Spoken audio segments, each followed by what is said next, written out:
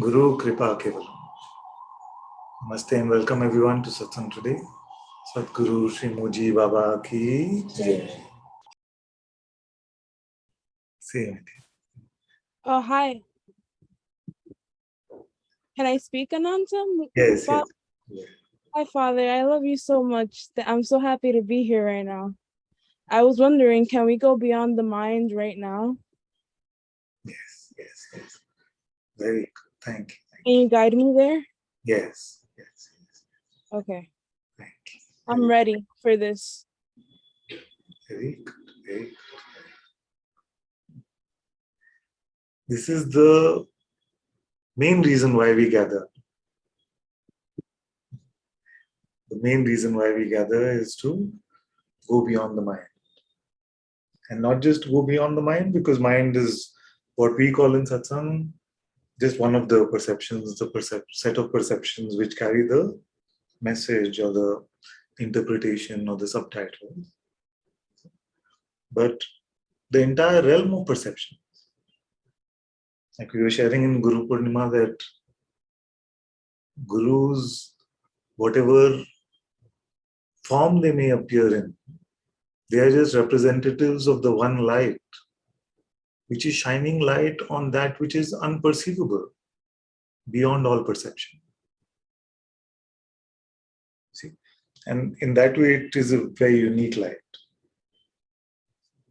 You see? To go where no other light can go, because all other light is perceivable. It is the light of the Master, it is the light of your own divinity, your own Sadguru presence, which brings you to this discovery of yourself, which is beyond all perceptual appearances and disappearances, and definitely beyond the mind, which is just one set of perceptions. The mind and the body are perceptions, right? Yes, yes. Everything perceivable, everything that has size, shape, color, time, everything perceivable is a perception. Everything that you may say you get through your senses, get through your attention, is a perception and therefore phenomenal. How do we go to that which is beyond all this perception? And Vedanta tells us that everything that is perceived, it comes and goes and therefore is unreal. Therefore is unreal. So this unperceivable reality which is beyond time and space, we come to satsang, we come to hear the voice of our own inner Sadguru, to hear that, to be clear about it, to come to the discovery of that which is beyond all of this. So, a simple question we could ask is, who is witnessing all of this, that which is witnessing or perceiving all of the perceptions? Who is that one? I am. I'm perceiving it. You're perceiving it. And yet, this I that is perceiving it, or which is aware of the perception of it, cannot be perceived, isn't it? Can that be perceived? No, it can't. It can't be perceived. Can be perceived. So now, where did you go to make this discovery that it is I that is aware? It's right here. Exactly. And yet, it is beyond the mind, isn't it? It is not a mental conclusion. It's not a mental conclusion at all. Exactly. Exactly. So simple.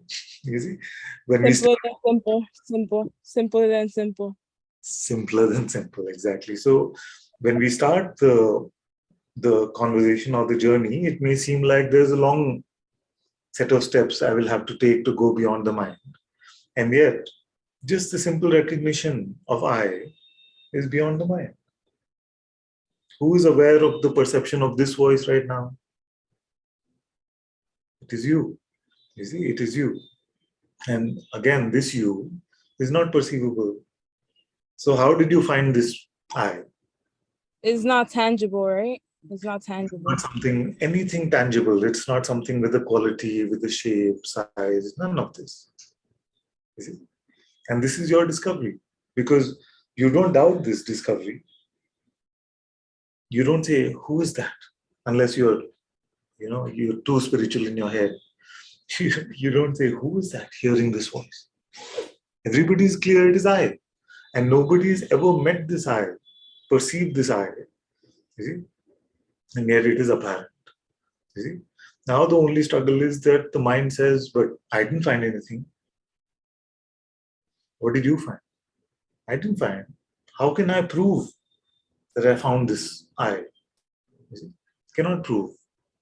Because for proof, you need a quality, you need a shape, you need a size. You see? Then the mind will come and say, okay, so then what's the use of it? If it doesn't have a quality, shape, or size, what's the use of it? You see? That's a nonsensical question because of use to whom? You're discovering yourself. You're not discovering yourself so you can be of use to the false one. You see? That's an important point also. So what happens is that because of our spiritual conditioning, we may feel like I'm looking for that which is beyond the mind, or I'm looking for myself so that then I can be happy.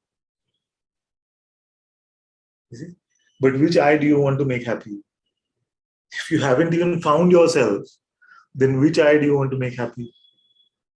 You see? And once you do find yourself, the one that is aware, does that one want happiness? Is it desirous of anything? It itself is the source of all things. Desire is an alien concept for that. So the discovery of the truth is that simple. But when burdened with expectations and conditions from the false identity, then it can seem like a journey, it can seem like a project. Okay? So I'm going to trouble everyone again with this hand thing. So are you aware of the perception of this hand? You see? Is there any doubt that it is you? No. Did you have to think to be clear about this? That it is you? Therefore, you are already discovering yourself beyond the mind. You see this? You see? Now, you see, in this discovery, the only thing that gets in the way is that if you haven't gotten over yourself, your false self, you see, you see, if you haven't gotten over your false self, then that one will want to make something out of it. Will want to say, am I enlightened now?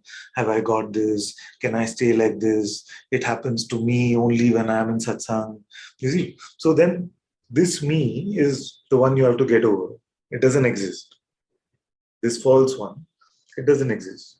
The only true one is what you are discovering now. You are having a very clear insight. Your insight is undoubtable. Are you aware now? You see? Those who are unaware of this question, raise your hand. If you are unaware of the question, raise your hand. You are aware, no? You are aware, you are perceiving this voice. You are aware. You see? Now, this you and aware, are there two over there? Are there two over there? You see? So you are making this discovery through what instrument? That they are not two. That it is all one. Advaita, non-duality. Through what instrument are we making that discovery?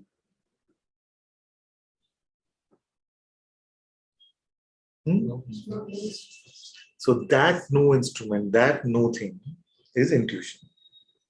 You see, why does it feel like it's no instrument? I keep saying intuition, intuition. You see? And yet when you look, it feels like, where's the intuition? It just is. You see?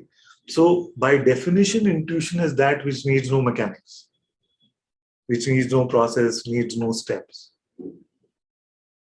And that is why, because we're so used to steps, we're used to mechanics, this, therefore that, and therefore like this, and then I get there, and then I go over there.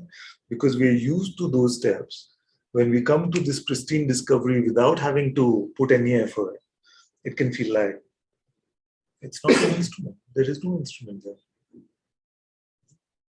But that is the intelligence of your intuition itself. That is the intelligence of yourself, the primal intelligence called intuition.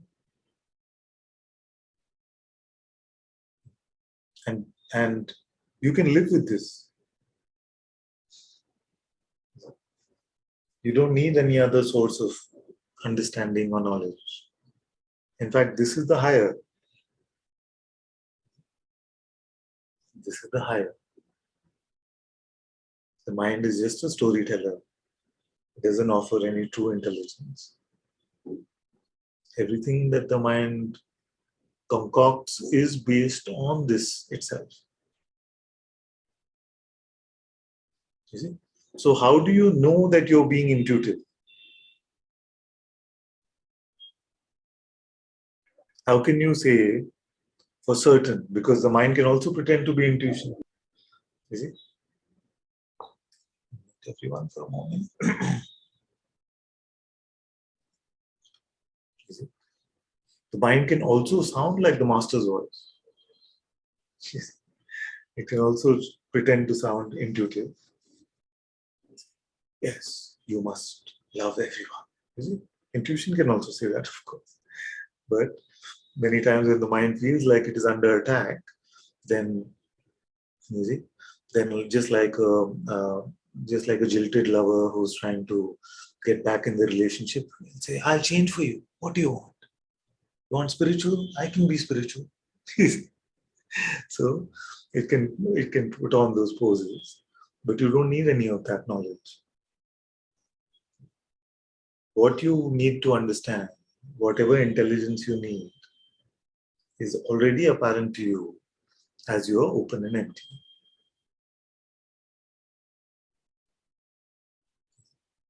As you are open and empty, you are aware that you are aware. You are aware that it is you that is aware of perception. If you add a step, if you try to understand, if you try to evaluate, you've gone in the wrong direction. So retreat from that. Retreat from there. That is not going to get you anything.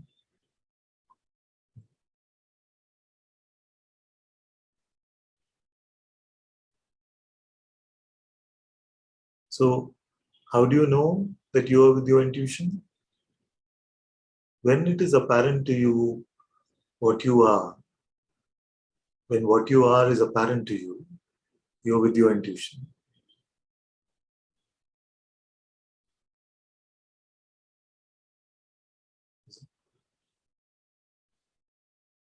Who's having trouble with this? Is it apparent to you what you are? No peer pressure, not because I'm asking authoritatively. Yeah? It's apparent? Okay. So that is the end of all problems, firstly. Because unless that one has a problem, you don't have a problem. And I've never met that one, the same one, with a problem. You see, myself with a problem, I have never met. So that is the end of problem, suffering, time, space, the objective attachment to things in this universe, all of this, and this is the end of that. You see? Unless you're trying to juggle. Are you trying to juggle your faults and the truth?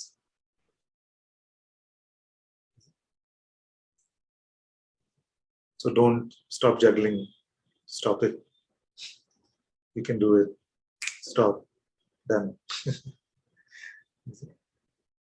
In fact, the moment does it for you. In fact, the moment does it for you. How does one ask, how does one come to know that it is apparent? You can't help it for it to be apparent. That you, which is aware of hearing right now, you're hearing these words, you're seeing the sight in front of you, you're feeling the feeling, you see, you're experiencing the touch, you're aware of all of this. It is you that is aware. So this is apparent to everyone. It is universal knowledge.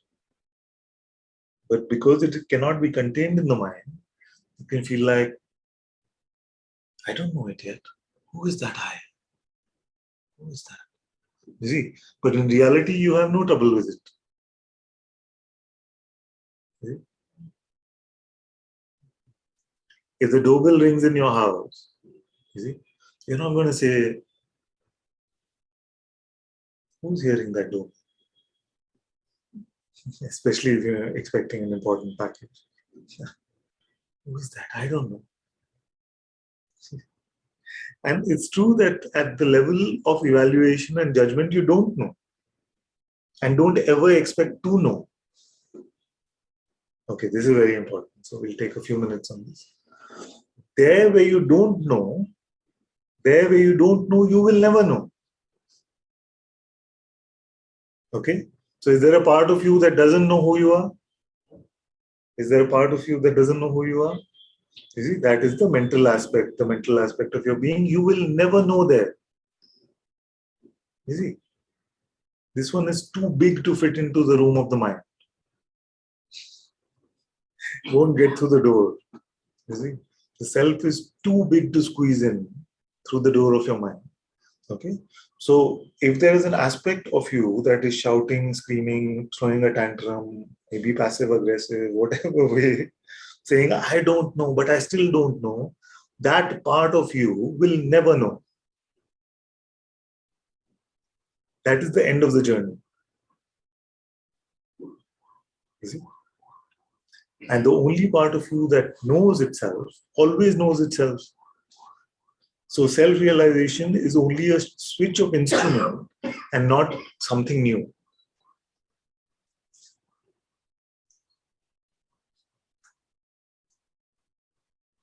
You see? So you've been using a paddle to drive your car.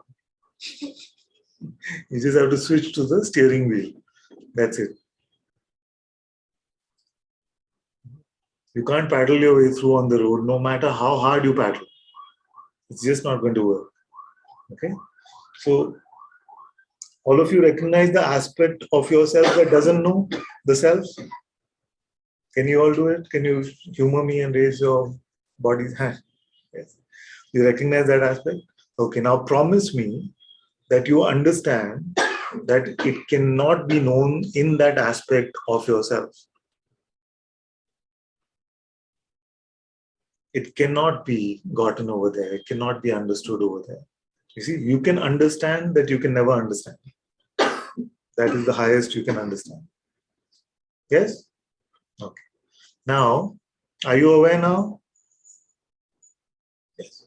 So you know yourself. That aspect, you can't spot it like the mind. The mind you can spot as if it's a thought. So you say a thought, there's the mind. You see? But this, are you aware now? Where does that knowledge come from? You can't spot it. Your mind can't spot it. You see? And yet it is apparent to you. You see? So this you can never lose.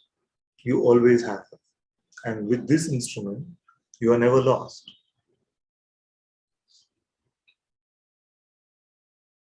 So live from here. That is to live in no mind. In fact, when you are in no mind, you live from here. When you live from here, there's no mind. Either way.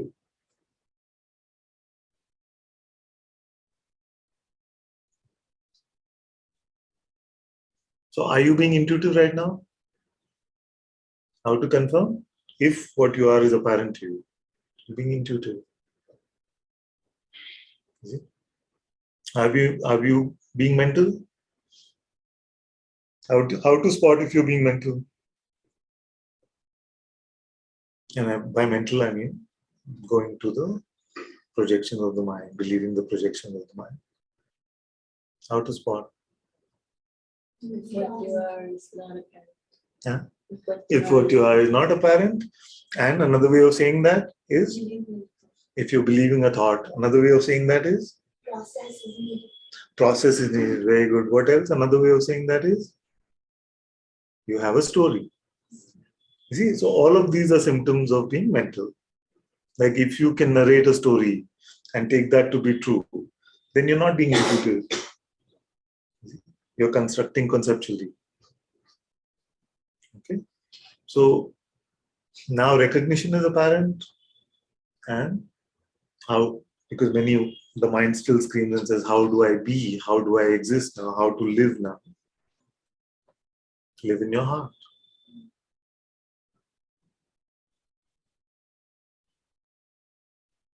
One said suffering. How to know when you're being mental? Yes, suffering, yes. See? Suffering is a trickster actually, because sometimes you can have the delusion of winning, you see, for a short period of time. You see, sometimes we feel so good being right. You know, it's so good. Like, I don't care about the truth. I just want to know that I'm right. You see? So that can give us a momentary feeling of some winning. Like, I feel good. I'm so right. But it doesn't last long. So you're right. Suffering is definitely a byproduct. Grasping, to put very simply, the grasping is mental, and not grasping is no mind. Now, okay, let's try the experiment the other way. In no mind, are you lost? There's no mind. You need the mind. You are lost otherwise. How will you know what to do? Are you lost without the mind? Lost. In fact, many report that they are found in the no mind. Many report what? I'm not lost. In fact, I don't need anything. Everything is just fine. These are the kind of reports that come.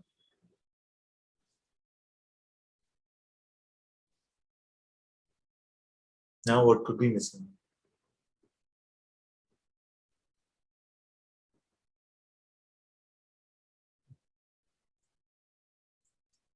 What could be missing now?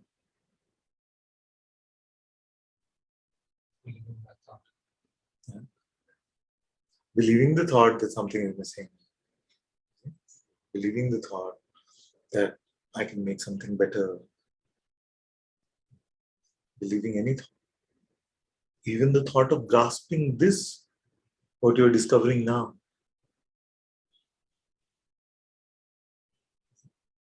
So, is the distinction between being mental and being intuitive clear now, apparent? Is it a struggle? How many are struggling with this? One hand I see. Okay, who else? Let me scroll through. Struggling?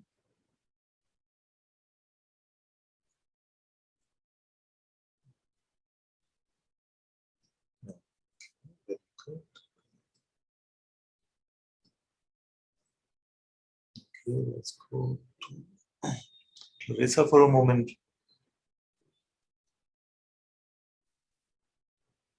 No Father. Thank you. Thank you for being honest. So uh, let's start again. So are you aware now? I am aware now. Okay, I can sense the bud coming. Just slowly. So this I that is aware, is it? This I that is aware, are you perceiving it? No, Not perceiving it. Are you thinking it? no, So already you are discovering something which is beyond perception and beyond mind, isn't it? Is it? So, and you call that I. You're not even saying, oh, that one. So I am aware. You see? So both the knowledge that it is awareness and that it is you are already with you without having to think or perceive. Yes? yes. I'm sort of lawyering her. Yes and no answers, please. So, no, I'm only doing that so that I know the mind will want to participate in our party, but we are having a beautiful time without the mind. So we don't have to necessarily include it. So far, no trouble, no? Very good. Now, here, where it is apparent that it is you that is aware, and that there is no distinction between I and aware. Now, just here, is there any trouble?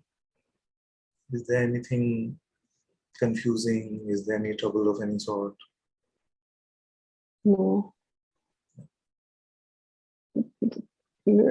Okay, Still see, the mind is coming. yeah. What is it? What is the complaint from the mind? There's pressure.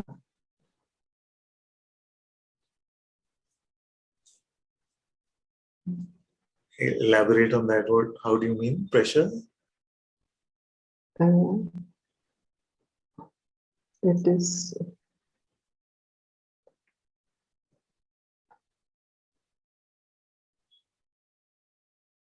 it's better now. Yes. Okay, now there's an aspect of you, not the entirety of you. There's an aspect of you which evaluates things. It says this is not good, this should go.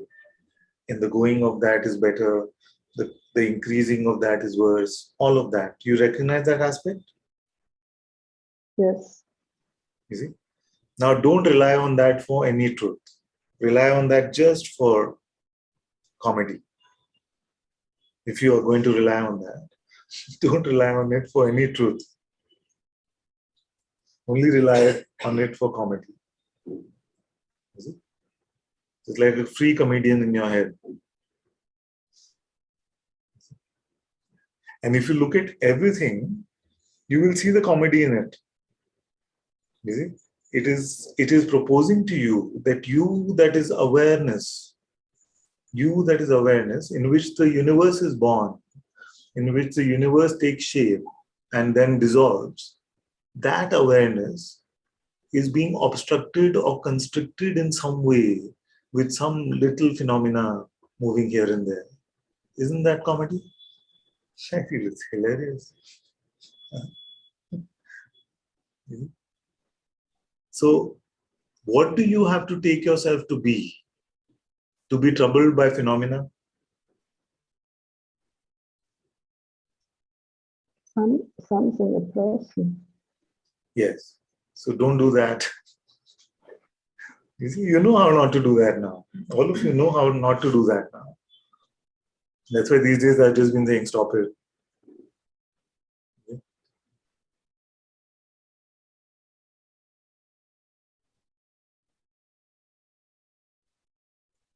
Okay, so tell me now what is not apparent, what is not clear.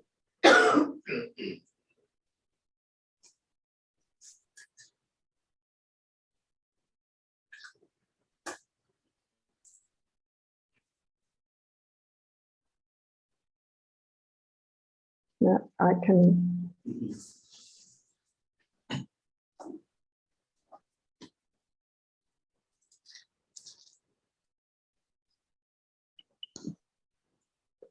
There is still an identification with the false I. Is that an evaluation?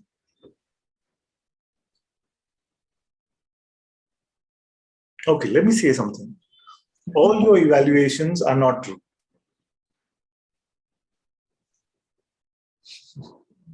The mind will want to know why they're not true. You see, if you can just accept they're not true, then it'll be easier. But okay, if you insist on why, then I will say that you that is being proposed in those evaluations doesn't actually exist. You see? And secondly, the story or the narrative of the evaluation doesn't ever have the full picture.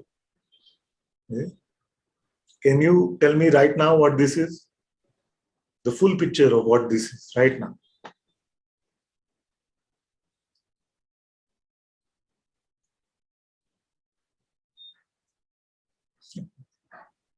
Cannot do it.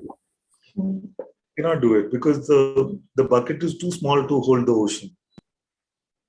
It may take a perception or two here and there and say, this is what this is, this is what that is, like that. But what is this? Even perceptually, even what you're perceiving right now, what is this? It cannot fathom the entirety of one moment of perception, and yet it loves to narrate our whole life story. That's why it's a comedian. What is this? Before you can tell me anything else about the past and future, tell me what this is. Right now, this. What is this?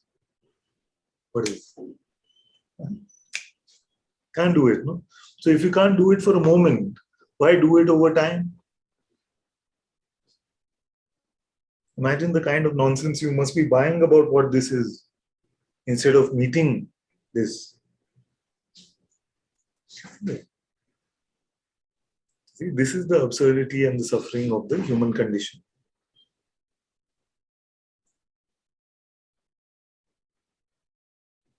So allow perceptions to remain as perceptions.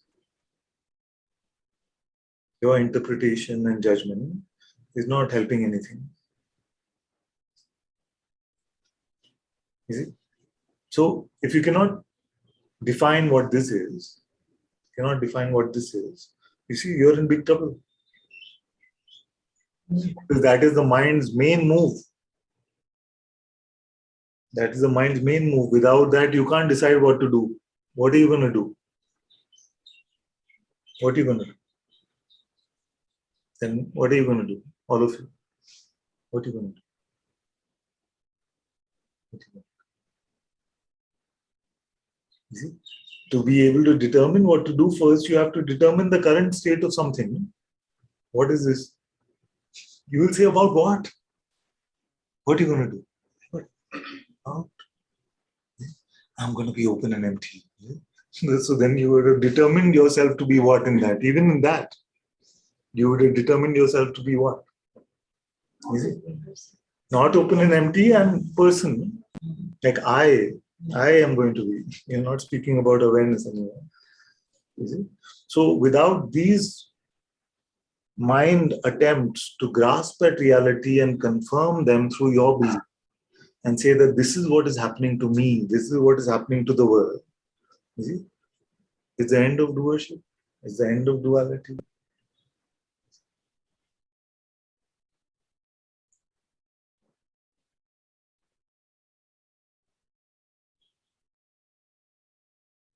Do you want to hold a thought and the truth?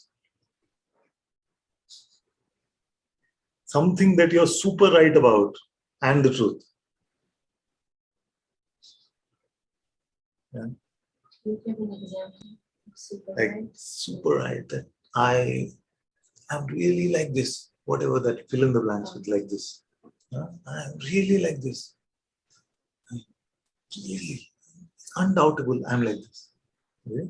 I'm so truthful. So whatever you fill in the blanks. Okay? And what you're discovering, are you aware now? This awareness. You want to hold on to both, it'll seem like you're getting stretched. It'll seem like you're getting stretched because you cannot hold on to the false and truth at the same time. I used to say this very often earlier, you can't keep one foot on the ground and then board the aeroplane and fly away.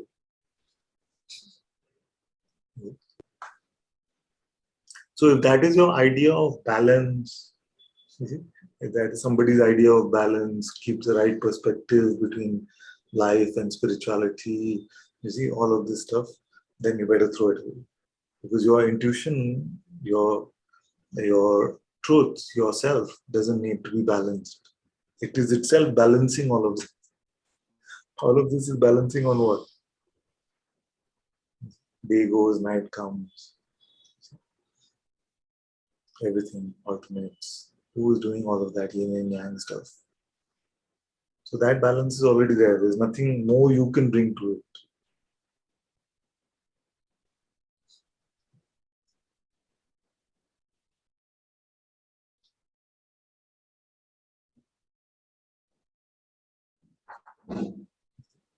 So don't allow these words which sound very humble but actually become the refuge for the mind to hide. I'm just trying to balance between my work life and my spiritual life. Who are you to balance? If the one that is shining all of this light went away, what is work and what is life?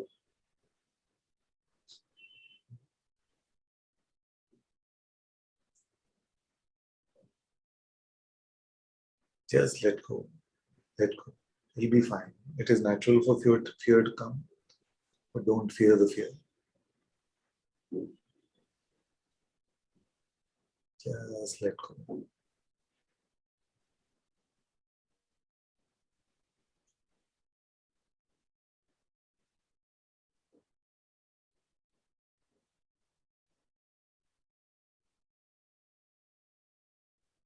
Okay, but we started with the question of the struggle between, or the confusion between intuition and mind, isn't it? So now I've given you a tip saying where it is apparent to you who you are, stay with that, which is the same as saying stay in no mind, stay in the unborn, stay open and empty, stay in your motionless existence. How many different ways? You say the same thing. So,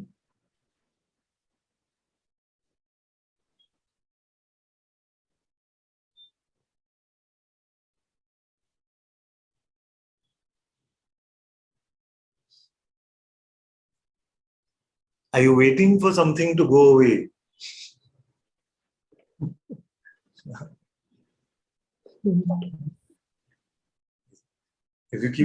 If you keep waiting for something to go away or to appear, then you're falling into the mind trap saying that what is appearing is not perfect as it is. See, the director of this movie is perfect and its creation is always perfect. I don't like to use the word perfect, but just provisionally. Trust it. Inwardly, always remain open and empty. Many hear open and empty as if I'm proclaiming some sort of passivity externally. So I'm not doing that. Externally, you could be full of movement and action, or completely still, or living in a cave, or got a full-time job. It doesn't matter. Inwardly, nothing can stop you from being open and empty. Nothing.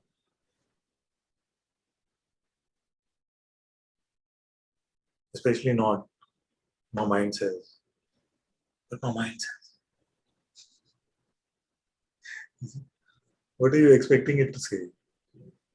Sometimes there's an idea that the mind should stop completely. Yeah, exactly. It's an idea. That idea itself is the mind. You see? The mind itself says, you'll be done in Manonasha. It means the dissolution of the mind. You see, Bhagavan had said Manonasha. So when Manonasha happens to you, then you'll be done. Who is saying that? Mana itself. Mana itself. You see? So this is the classical thief dressed up as a policeman saying, but the thief's still there. Yes, you are it. So see through these tricks. See through these tricks. Every idea, every thought is a thought. Every idea. You see? So it's important to see through this because sometimes it can feel like it's a thought, but it's true. No. This is the way the mind tries to be your friend. But come on. We are human after all.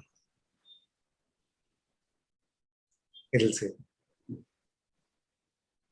all this talk of God and oneness is fine. But at the end of the day, let's get real. What are we? Notice your mind trying to grab the opportunity to claim personhood in the guise of a better label.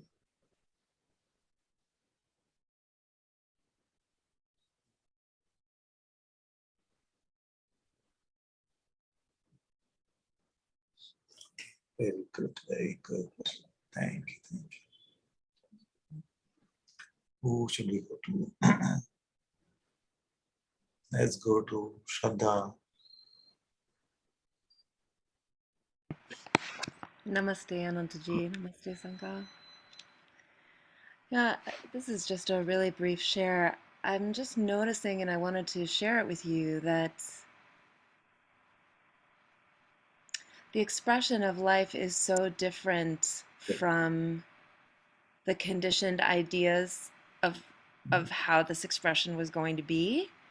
And there's kind of a moment-to-moment sort of surprise a Yes. little bit that an example, the conditioning, and it's still there, but it's so much more in the background, used to be like super nice, Hmm. very pleasy, and I have the image of Guruji saying how the ego can hide behind this too. Very and there's sort of a strength that's very clear, and this isn't to say it's another identity, but it just moves so differently. And it's such a relief. Everything feels easier, and I just felt to share it with you, and I feel so much closer to you and to the sangha, to everything, because there isn't. I'm not sort of hiding behind the shishya mentality. It's just like, here, we're just here, and there's a difference in how that flows in the world of experience. There's a difference in how I relate to people, everything feels really different and very just a very different sensibility from sort of the old ways of the personality, and it's lovely. I'm really enjoying it. So I just wanted to share that, and it's a bit of it's a surprise that life. I think there was like some spiritual ideas about how life moves or Yes, how to be, exactly. and there's just no patience for any of that nonsense anymore. Very good. So Thank you, happy to hear that. That's excellent. thank you, thank No you. patience for that nonsense anymore. I love that. So the mind is constantly giving us proposals for how to be. But being needs no help. The being needs no help.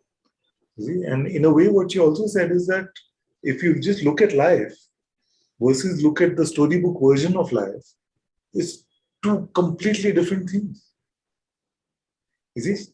You can have an expectation of where the storybook is going to go, how I'm going to be like a disciple, you see, how am I going to talk to the guru, and how should the sangha perceive me, and all of that stuff. There can be like books and books written about how to be a good disciple, you see. But your being doesn't need that help. You see? Your being doesn't need that help. So you can throw away all the instruction manuals to life and every aspect of life. And you see the super intelligent being is just there. It's just there. It's just unfolding every moment so beautiful. So beautiful. You see? So if you compare uh, the storybook version of what life is or what it should have been like, or even what it was like, importantly, because many of us have a story about what our life has been like. It has nothing to do with you.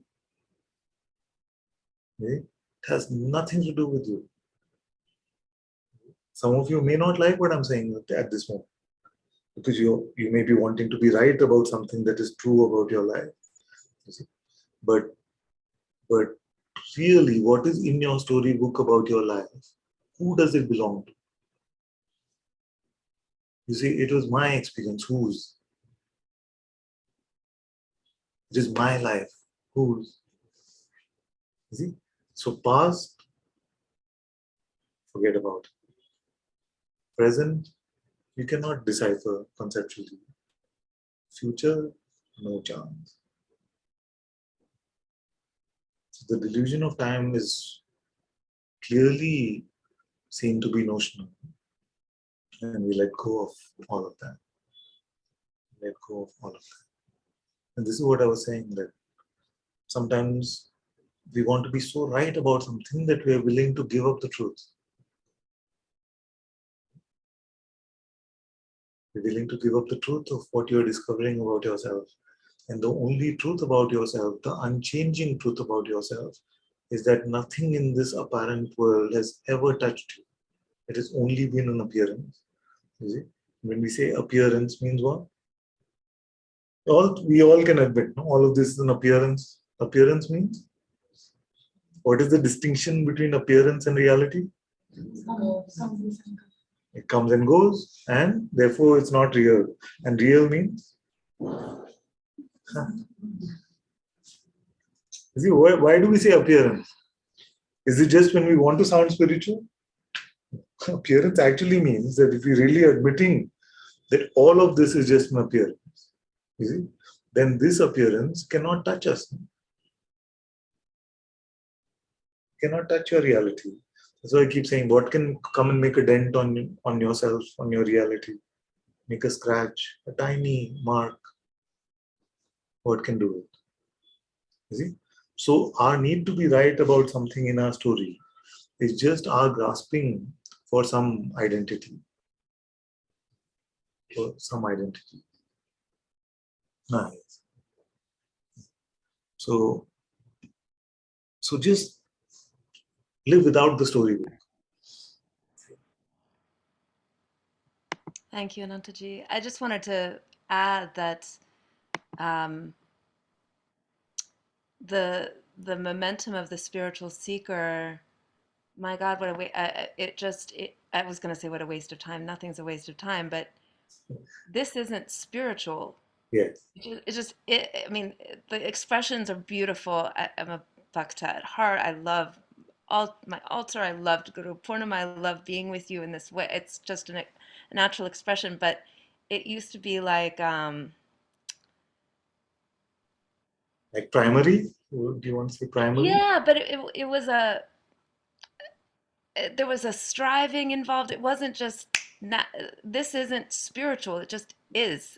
There's no distinction to it, and I think something was really hiding out and being good, and just a whole identity around it, you Yeah. know, and it's such a relief to just drop all that, Yeah. and I'm just so grateful. I'm very Yeah. happy to hear this. Thank you. Yes. Thank you.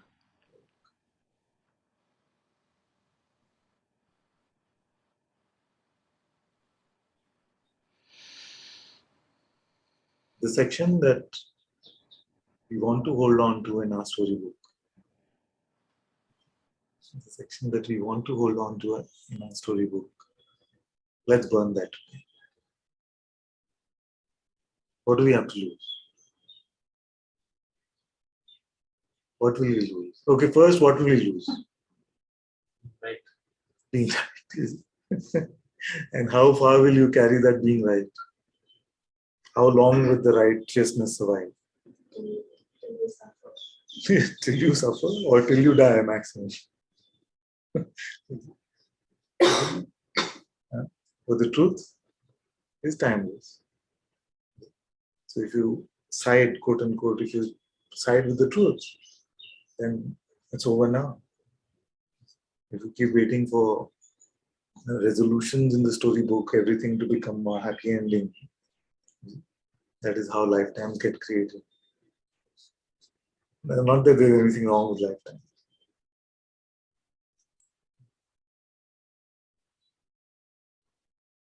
What is the storybook section that you can't throw away?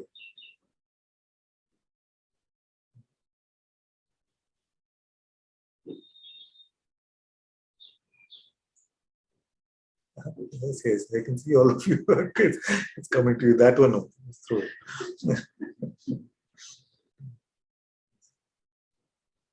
We'll try to find a way around. But that is true only.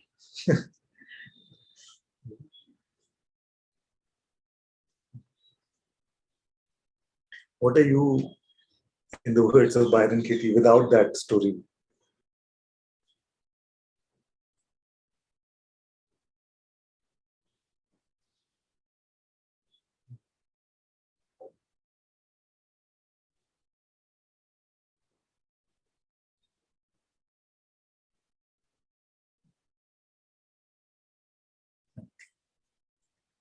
Let's go to Mahesh. I haven't heard from him in a while.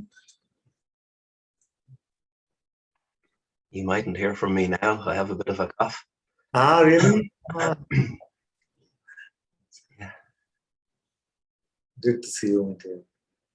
Yeah, no, it's great to be back. I was not able to join because I was on tour. This is a story, I know.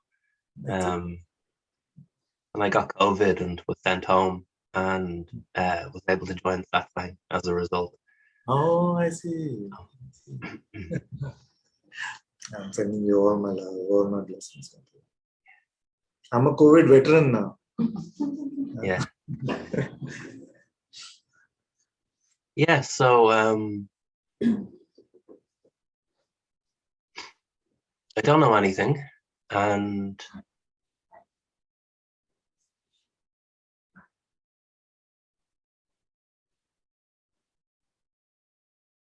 as you say, when I recognize that the mind can never know, Yeah. And the knowing of the self is a knowing beyond something that can be understood by the mind, but there's a real peace in that, and completeness, a fullness, and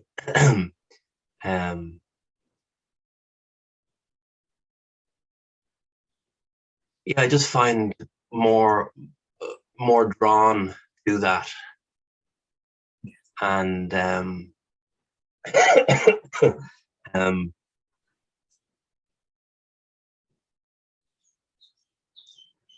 yeah, there seems to be a letting go, an offering into the fire of the need to know what the mind wants to know. Yes. Yeah, and a more recognition of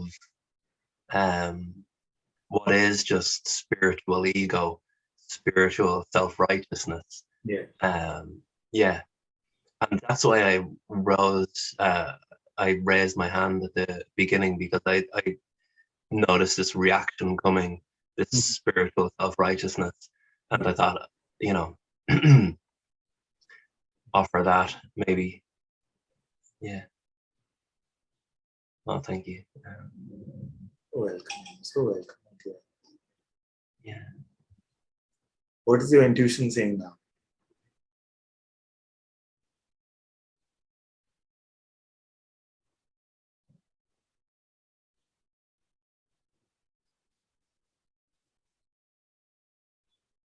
It's not saying any words. It's that completeness that I was talking about. It's that nothing needs to happen, to change, to be different, there's nothing lacking. There's no problems. There's no there's no solutions. There's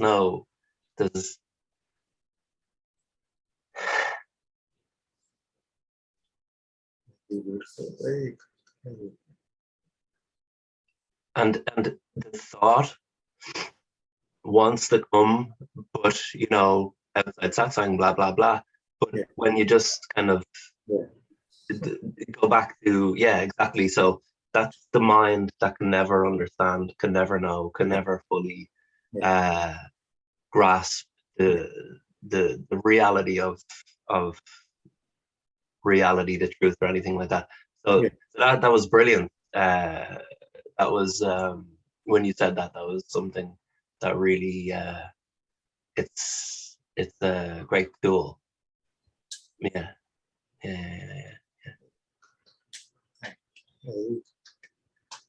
All love, all blessings to your body to heal quickly. Thank you. Thank you. Blessings to everybody in Satsang, and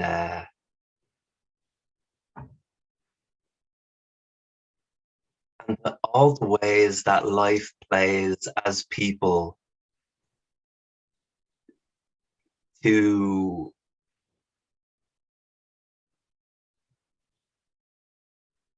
reflect the truth and to open up these doorways, these insights, and to yeah, just the whole fireworks of life, the whole dance of life.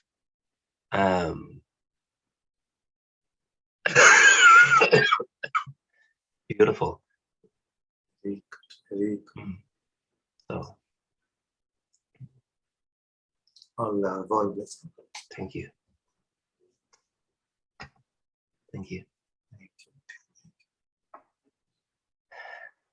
Okay, who do I see next? Can we go to Sriram and Joanne?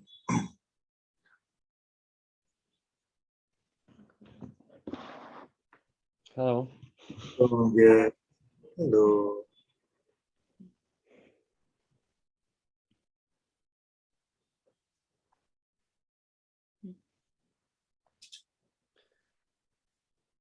I raised up a hand. Yeah, yeah.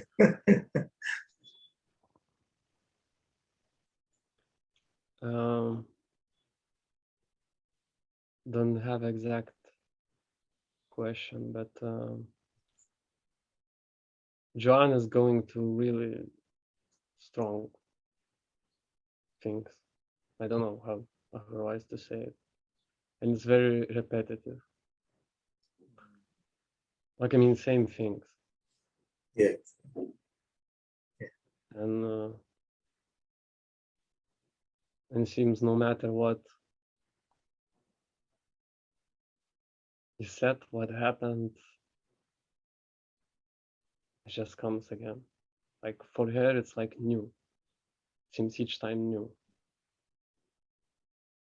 It's like a repetitive pattern, and every time it comes, it feels like, but this is so true, it's so real, it's so scary, it's so possible. Yeah, like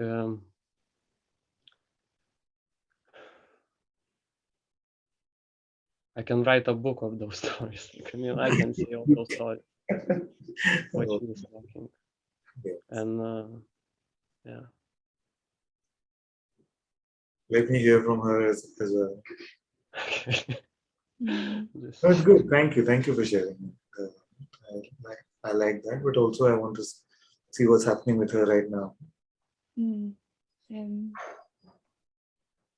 Yeah, there is like something repetitive, but also I don't feel that reactions are the same afterwards for the same length of time,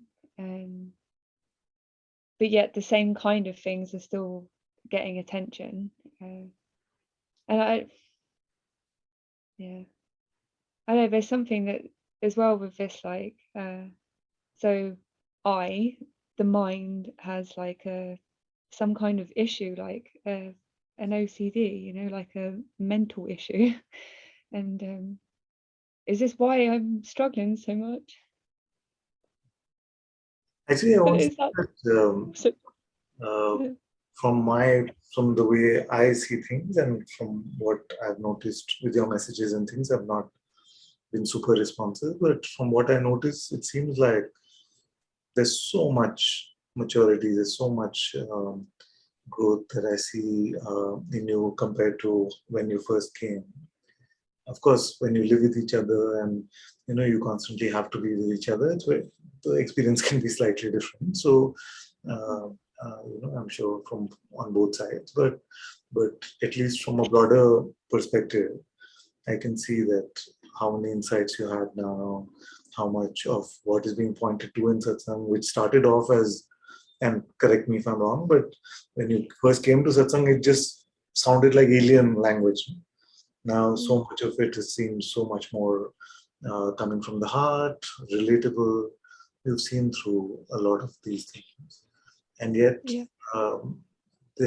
whatever you may call a condition or whatever, this may come from time to time, you see. But I don't feel like, although it may seem like it is true and real and new, I don't feel like it can carry the same sort of strength and momentum that you did in the past. Although if you're in the midst of it right now, it may seem like, oh, it's the same. Maybe it's worse, or something like this. But just from whatever I have seen over the last year or so, I But wouldn't. yeah, it's still daily. It's still every day in some way. There's something like almost like this obsession with like trying to stay, and I don't know if it's putting a lot on Sri Ram as well. But Like it's just using everything. You say Yeah. Satsang things, it's uses. Like, I mean, everything. Against, like, it's just, I don't know. Yes, the mind itself takes the spiritual knowledge and uses that to oppress. No? Is that what you mean? Yeah. Yes. So let's see. Mm-hmm. Yeah, go ahead, my dear. Sriram. I just wanted to say about this, but even this, like, stay or like some bad Yeah. pointing, which is so simple, it seems. And when it's at some point something happens with you, I don't know, and you just use this, like. Yes.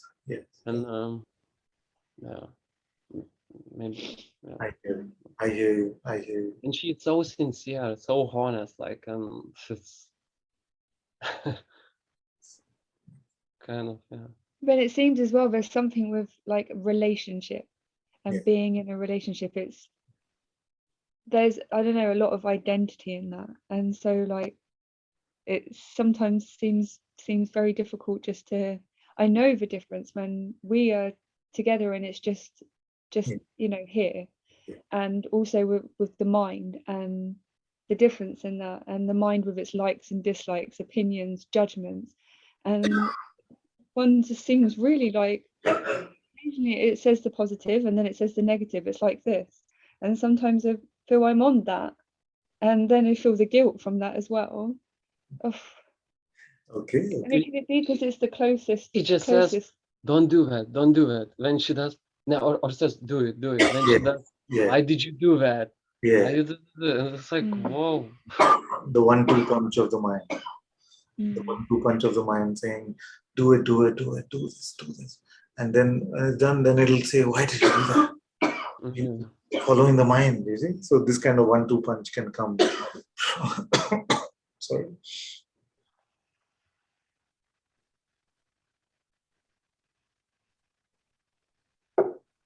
On the mind. So I want to ask you that there must be by now a sense that just to be open and empty is so simple. Okay, one thing about relationships before we go there. What is the worst way to be in a relationship? With the mind? Yes, and the way to be with the mind in the relationship is to be in the relationship. When you're being in the relationship, there's already too much pressure in the relationship. What is the best way to be in the relationship? Just open. You see? Because relationship is what we call this movement of perception. You see? Which actually, it's impossible. That term relationship is just a sort of term that we've invented in the human condition to explain things. You see? But actually, but when we inwardly take ourselves to be in a relationship, it is too constricted, you see, and being doesn't want to be constricted in that way. In that way, every relationship starts to feel a bit oppressive. And the way to fix that, and I'm not giving relationship advice either way, I'm just saying that the way to fix that is to inwardly just open up. And then outwardly, if the relationship has to continue, it continues. If it doesn't have to continue, it doesn't continue, because it's just a conceptual category anyway. Not that I have anything against relationships or something like that. I'm just saying that once you decide I am in a relationship, Then you have an idea about what the relationship should be. Where do you get these ideas from? Where do you get these ideas from? From the world, from parents, from movies, from everything. We get these notions of what a relationship means. As before that, it is just fine. Everybody is free to be however they are. But once we put things in the construct of a conceptual relationship, you see, then that is burdened with expectations. Oh, how can you talk like this? How can you not talk like this? Please give me more attention. Please be by yourself for a bit. You see, either way there is trouble. So inwardly just become open and empty. Open and empty. Let go of all conceptual relationships inwardly.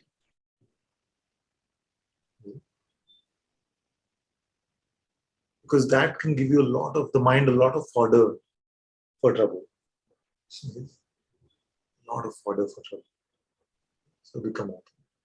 Now, tell me the number one thing that gets you as you attempt to be notionless or you attempt to be open and empty. What gets you? If it's about with us, it's like some kind of negative thought towards and then maybe a feeling will come of like something, or oh, this means you believe it. It feels like you believe it, and then maybe it might start to behave differently, or like now you believe, and then it opens for all the rest of them to come in. And yes, yeah. So you have to simplify. You have to simplify. No? Just simplify, which means just drop everything that you're thinking. Don't bother with it.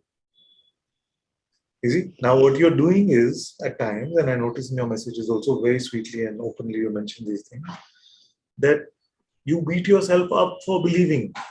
You see, but that is a lot of belief to beat yourself up about belief. Isn't it? You see? So it's like saying, I'm feeling so guilty, I broke my diet and I ate a chocolate cake. And just because I ate a chocolate cake, I'm going to have 7 more right now. So thinking about thinking or thinking about not thinking or believing thoughts about believing and not believing is just super oppressive, and you're oppressing yourself in this way. You see, so Sriram is also right in that way that the mind is using spiritual concepts to oppress you even more. So what is it? Just forget all the instructions I've given you. Just keep the click before the click. You see, forget everything you've heard about beliefs and ego, identity, personhood, nothing. Just click.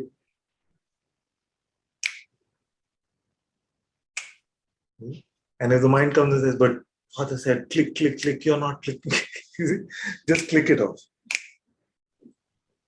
You see? Right now. What's the trouble right now? Who's in a relationship right now? What's a relationship? Don't know any of these. Just this blob of matter shows up in front of you. You see? Then there's another blob of matter here that may, engage with that blob of matter. How does it matter? You don't have to label it. You don't have to get involved with its narrative. You don't have to say, oh, why is he like this? Is he really like this? Or am I the one who's troublesome in the relationship? You see, you don't have to solve these things. Don't try to figure it out. You see, whatever your head says has to be figured out, life has already figured it out. And it'll move in those beats only. It's just more for her, but also what I noticed is just comes and comes and comes and comes and comes. And at some point she like, so maybe it comes such like a lot of times, but maybe it's true. Yeah. And yes, because it's persistent. It's like the persistent salesman who's selling you a life insurance policy for your frog. Because it comes and comes so often, it's like, I must have a frog. He's coming so often. So then you buy the life insurance policy for your non-existent frog. And I know it sounds absurd what I'm saying, but this is what we do. Because the mind is persistent, there must be a me. So it's like this. But in those, for example, when it comes and comes and comes, Yeah. so what is the best way to approach? The best way. To just what?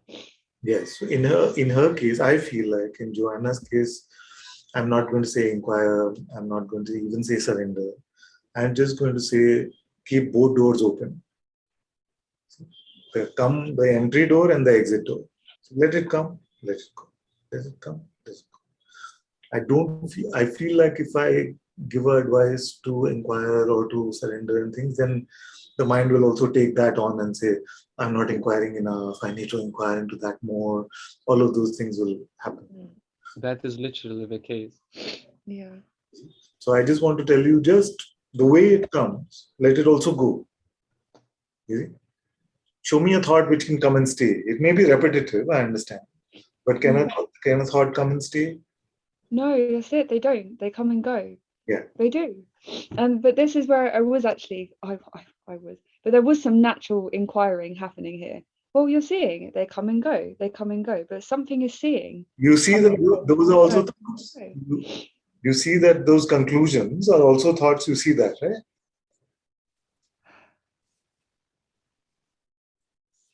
So, okay, I have a tip for you. All So spiritual, annoying. all spiritual knowledge also must come and go. Okay. You see? So if a thought comes and says a thought comes and goes, you see? Yes, please go. You see? Don't hold on to that. Not even that. You see? Mm. Just like that. Let's try now for a minute. Let everything come and go.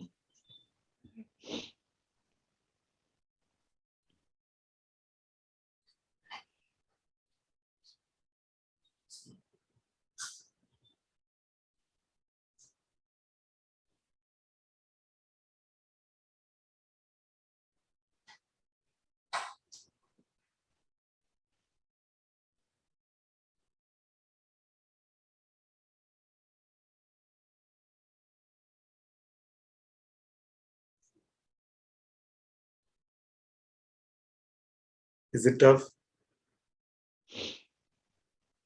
No. There's even like, well, yeah. Huh? Yeah, exactly. So if it's a thought, let it go. It's okay. Mm. It's okay. Don't try to squeeze insight out of a thought. Don't try to understand anything at all. Don't know what's happening to you. It's fine. Then, when your intuition wants to use your mouth to speak, you will recognize your heart is speaking. It's okay. Don't worry.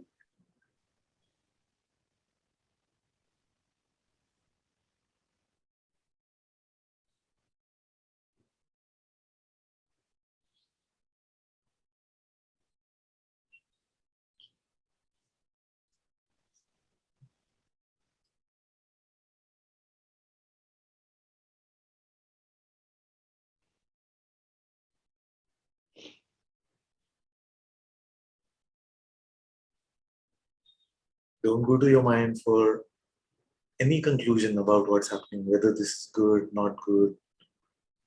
Don't worry. It's all fine.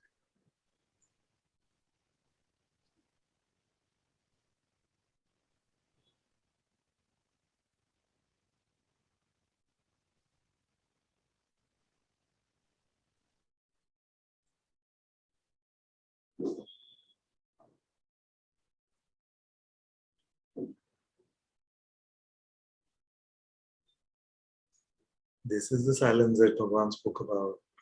This is the be quiet that Papaji spoke about. This is the don't identify that Guruji talks about. This is the opening and key that I'm talking about. It's all the same.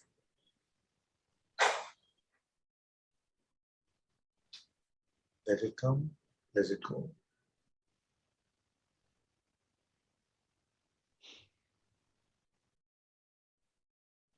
It just it seems that, well, I'm not doing anything really. They're just let everything come and go. Yes. So then it's a thought. Say the last part again. sometimes that you need to hold on to something to really feel that you're not paying too much attention or something as it passes. It's something so it feels really like deeply, yeah, I'm here. You know, you're so strong with it, I'm here. Something like this. It makes it easier for you to let go if your attention has something to direct itself to. Is it like that? Yeah, maybe, yeah, because I'm still very aware of it as it passes by. Yeah. And maybe the previous feeling or something with it, story. Yeah, it depends on it. Some know, and others really, there's a bit more to them. And then it's like, don't look at the thought. You're not meant to look at the thought. And Okay, yeah. in your case then, for a while, till we speak next time, what I want you to do is just keep your attention gently in your heart region, although that is not the heart that we speak about, but Yes. it's helpful. So just keep your attention gently in your heart region and allow these thoughts to come and go.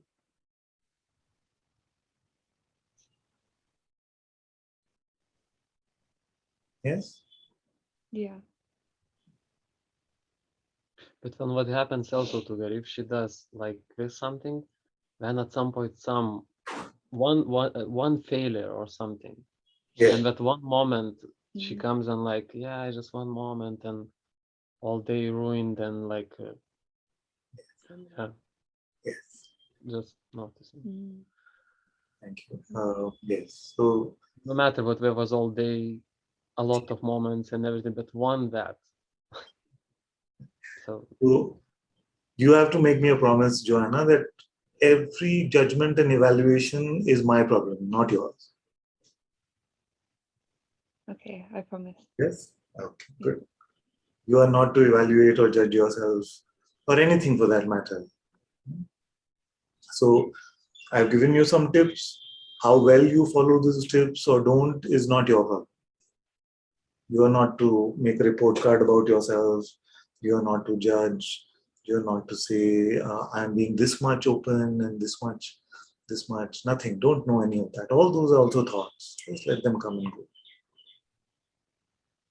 Okay?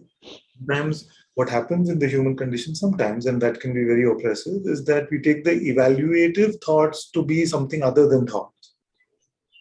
Okay? That I was doing so well, but then this thought came about this thing, and then I got so involved. You see, so all these are also thoughts. You see? So then these meta thoughts about thinking, you see, we take them to be more valuable than thoughts. They're just thoughts. Every thought is a thought. So it's interesting now you're speaking about it now. Yeah. I'm sure you've mentioned this before, to be fair. But like now we're like kind of bringing it up now and talking like this. It's, yeah, seeing something with this as well. This. But whose job is it to see? No, this is another one. Another evaluator. It's very sneaky and very helpful sounding. No? So that's why I'm saying let it be my job. Unbelievable. I'm not even Very subtly, it'll make some inroads and say, yeah, this is what always happens to me. So whose problem is that? Mine, not yours. So it's not Yeah. your job to spot it, to call it out. Nothing. You relax like a 1-year-old child, like a baby, just roam around in your house. Don't worry. Whatever, or whatever work you have to do, let it happen. You're not to judge yourself. Mm. That is the innocence of a child. So, but the innocence of a child is not saying, but I'm a child, I'm supposed to be innocent. My master told me I'm meant to be innocent. I'm being 90% innocent. And you see, that's not being like a child, is it? Mm. This is very good satsang for everyone to hear, because this is the evaluative aspect of our mind, which is actually the spiritual ego. You see, which takes the spiritual knowledge and then beats us up with it. Yeah. And again, it was about to say like, oh, it's interesting because you see sometimes on someone else, but when it's you, you don't notice. But that's another, well, maybe that's something, but it's another. That's another evaluation, isn't it? Nothing you are thinking is anything, okay? Yeah. There'll come a point where we'll share these ideas with each other. Okay, right now you just relax.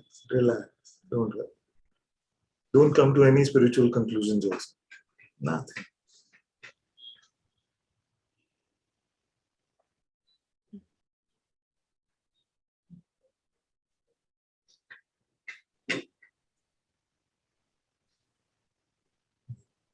And same for Sri Ram also. If he's being the best partner, my problem. If he's being the worst partner, my problem. For some time. Yes? Same the other way also, right? Sri Ram, it's not just one way.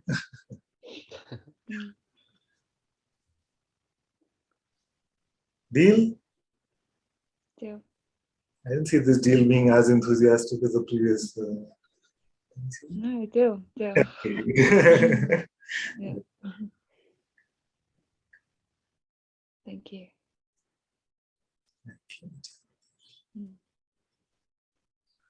Thank you. That was both of you. So much love. So much.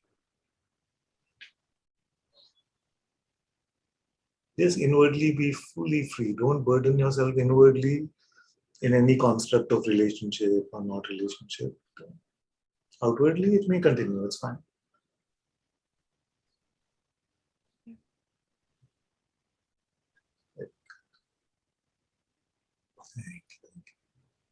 Let's go to Govind.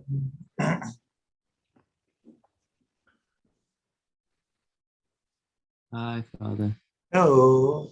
I don't see you that well. I'm sorry, it's a bit too dark. It's because it's against the light, no? So it's okay. Is that better? Yeah.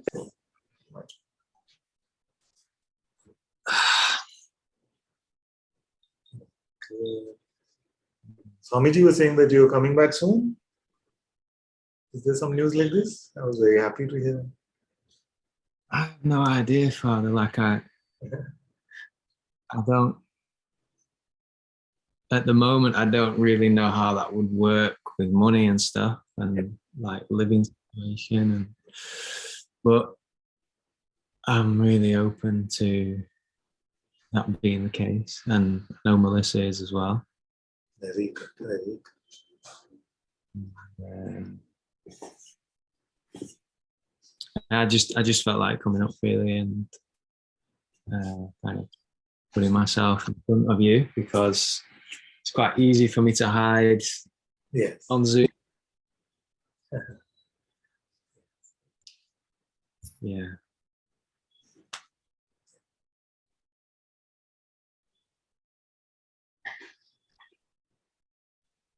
How has it been? How has it been since you've gone back? Been challenging, but okay. It's okay. It's like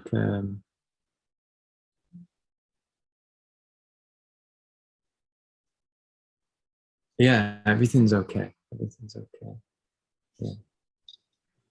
Like sometimes things come up which are really uncomfortable, certain situations, but then I see how there's that opportunity to just go and,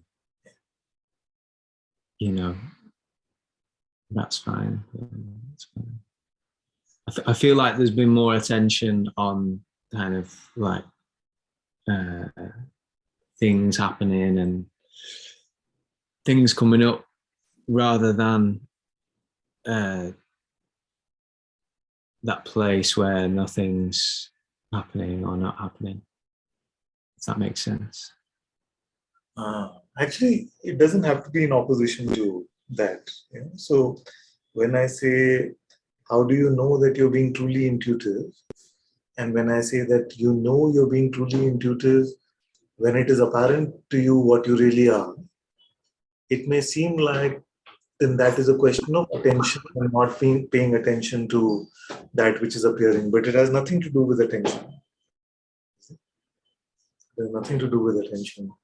And let's look together because I feel like this is important and this sort of mental category may be getting created somewhere in the Sangha as well. So it's very important to see this. So when we check on our truth, on our true nature, is that checking possible with our attention? Like, are you aware now? Can you see yourself with your attention? No, you don't need any attention for that. And therefore, then attention can be free to do whatever it's doing. Like nothing that can be in the content of attention, nothing inherently in the content of attention can take us away from self-knowledge. Can we check on this for a moment?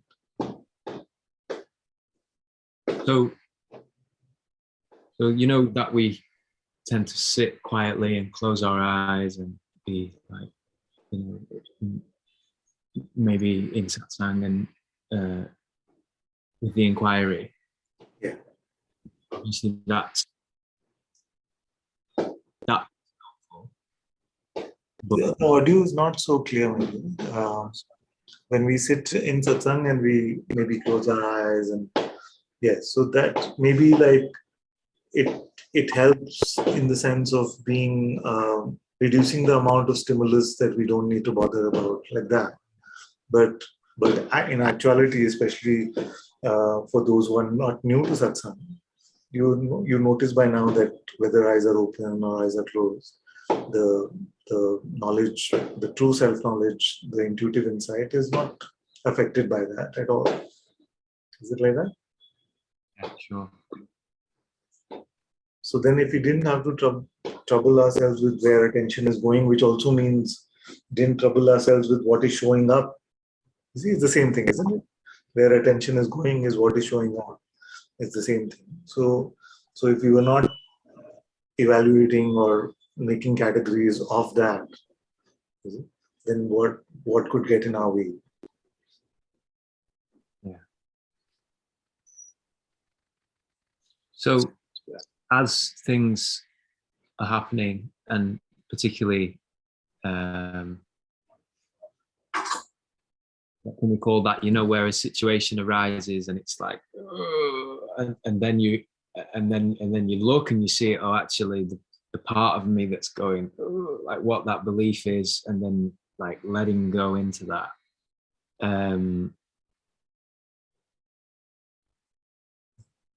Yes, but we must make a distinction again between the inward and the outward. Outwardly, something.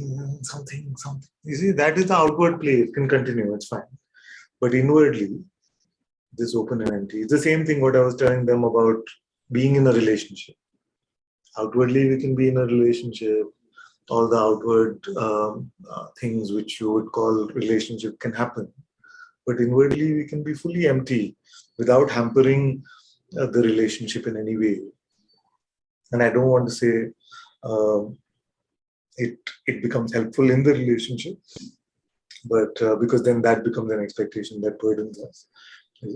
But mostly people say that yes, with the inward openness, whatever relationships don't seem as burdensome. The same for this also. So let the body be. At times, it doesn't matter. Don't use that as a sort of self-evaluation. Yeah. That feels good to hear. That feels good to hear. That's very good. Because all these are the poses of consciousness. No. All these are the poses of consciousness. What? And Sorry. all these are like the poses of consciousness. So, and in the waking state, consciousness will have a pose. Even if you try to be completely open, empty pose, what is that? But somebody may look at that and say, what a crazy guy. Somebody may, you see, so there's no open and empty pose. It's only inwardly that we can be open. See? So whether we are like this or like that or just like that, you see, it doesn't matter really.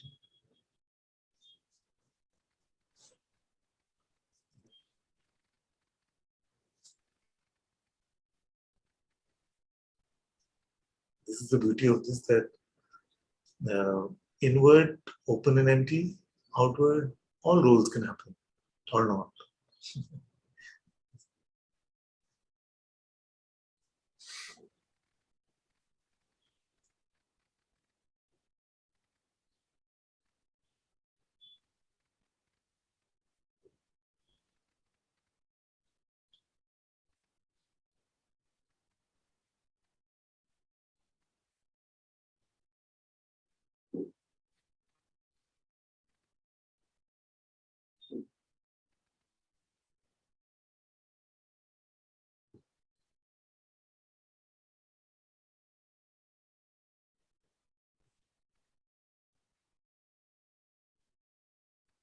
There's no power strong enough in the universe to stop you from being open and empty. No, nothing can do it. Except consciousness's own play, consciousness's own will, which is your own will.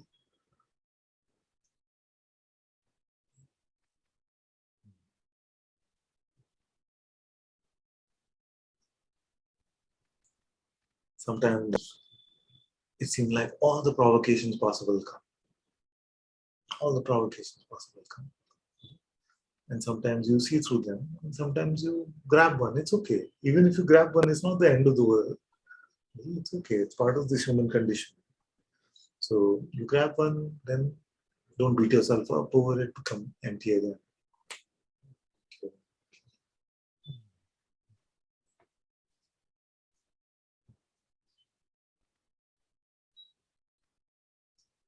But don't decide what something means.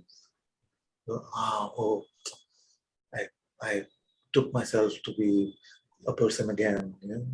Therefore, then I must not be doing as well spiritually. That nonsense. Just leave it.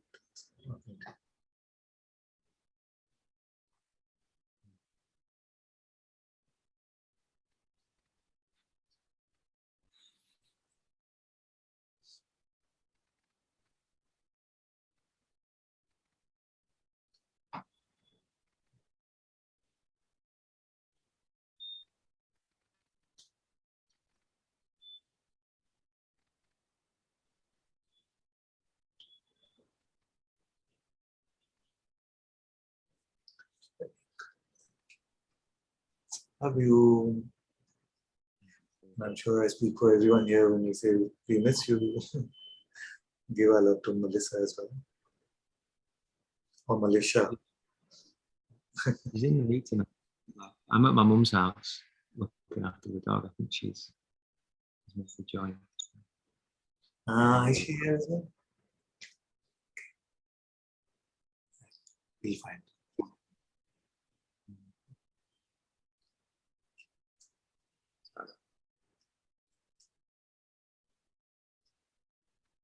Love you. Okay.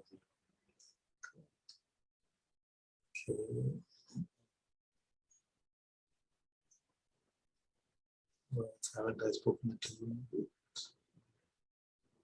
Let's go to Georgie and Sylvia are together.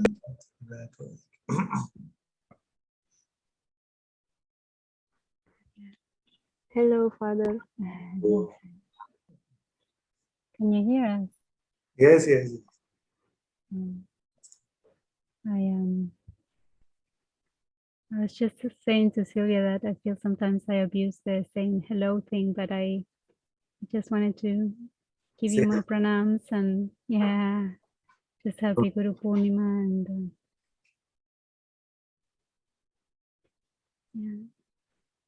just thank you. Very good. And both Sylvia and Shivoham arrived today. They left quarantine today. So, Have you finished Shivoham, quarantine already? you should finish quarantine. Quarantine. Yes. Oh, very good. Very good. And Shivoham was just here too, but he had to go. Yeah. Full love, full blessings to all of you. Love you so much. Don't ever worry about abusing the hello thing. Okay? You can always say hello. Okay. Yeah, sometimes it's like that because I know that. If I don't say that, then some of you will start making things which are not there to say hello. So I'd rather you just come and say hello. Yeah, I prefer to be honest. It's just that sometimes when I see you, I don't feel I have anything to bring. Even if I had something before, I don't have anything anymore.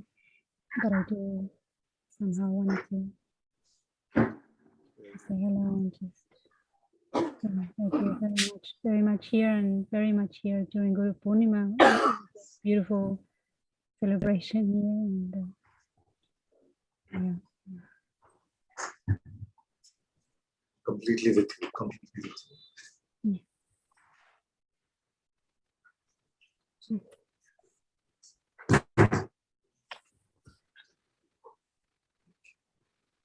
you both. Bye-bye. Okay, I haven't met Beatrice in quite some time. If her audio works, let's see if her audio works. Can you hear me? Yes, yes, yes. It works.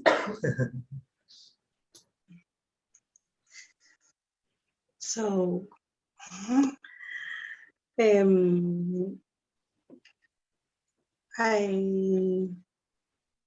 one of the experience, this thing. I see this Beatrice. Yes, yes.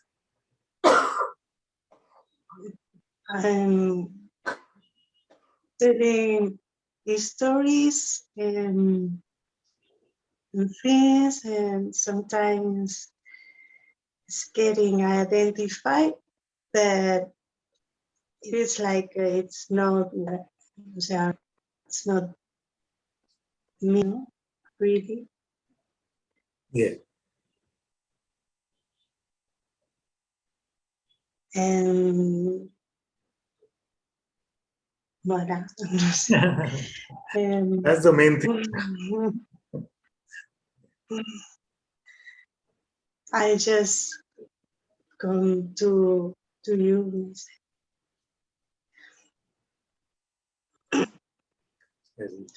And sometimes it like happens, but I see that it comes and go.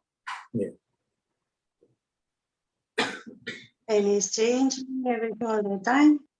And I'm here.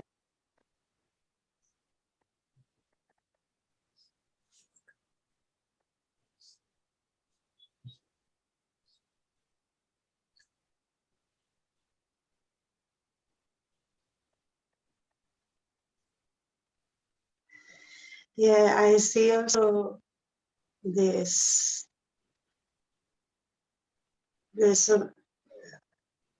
when it's like I'm right, I know it. I know, I really know it.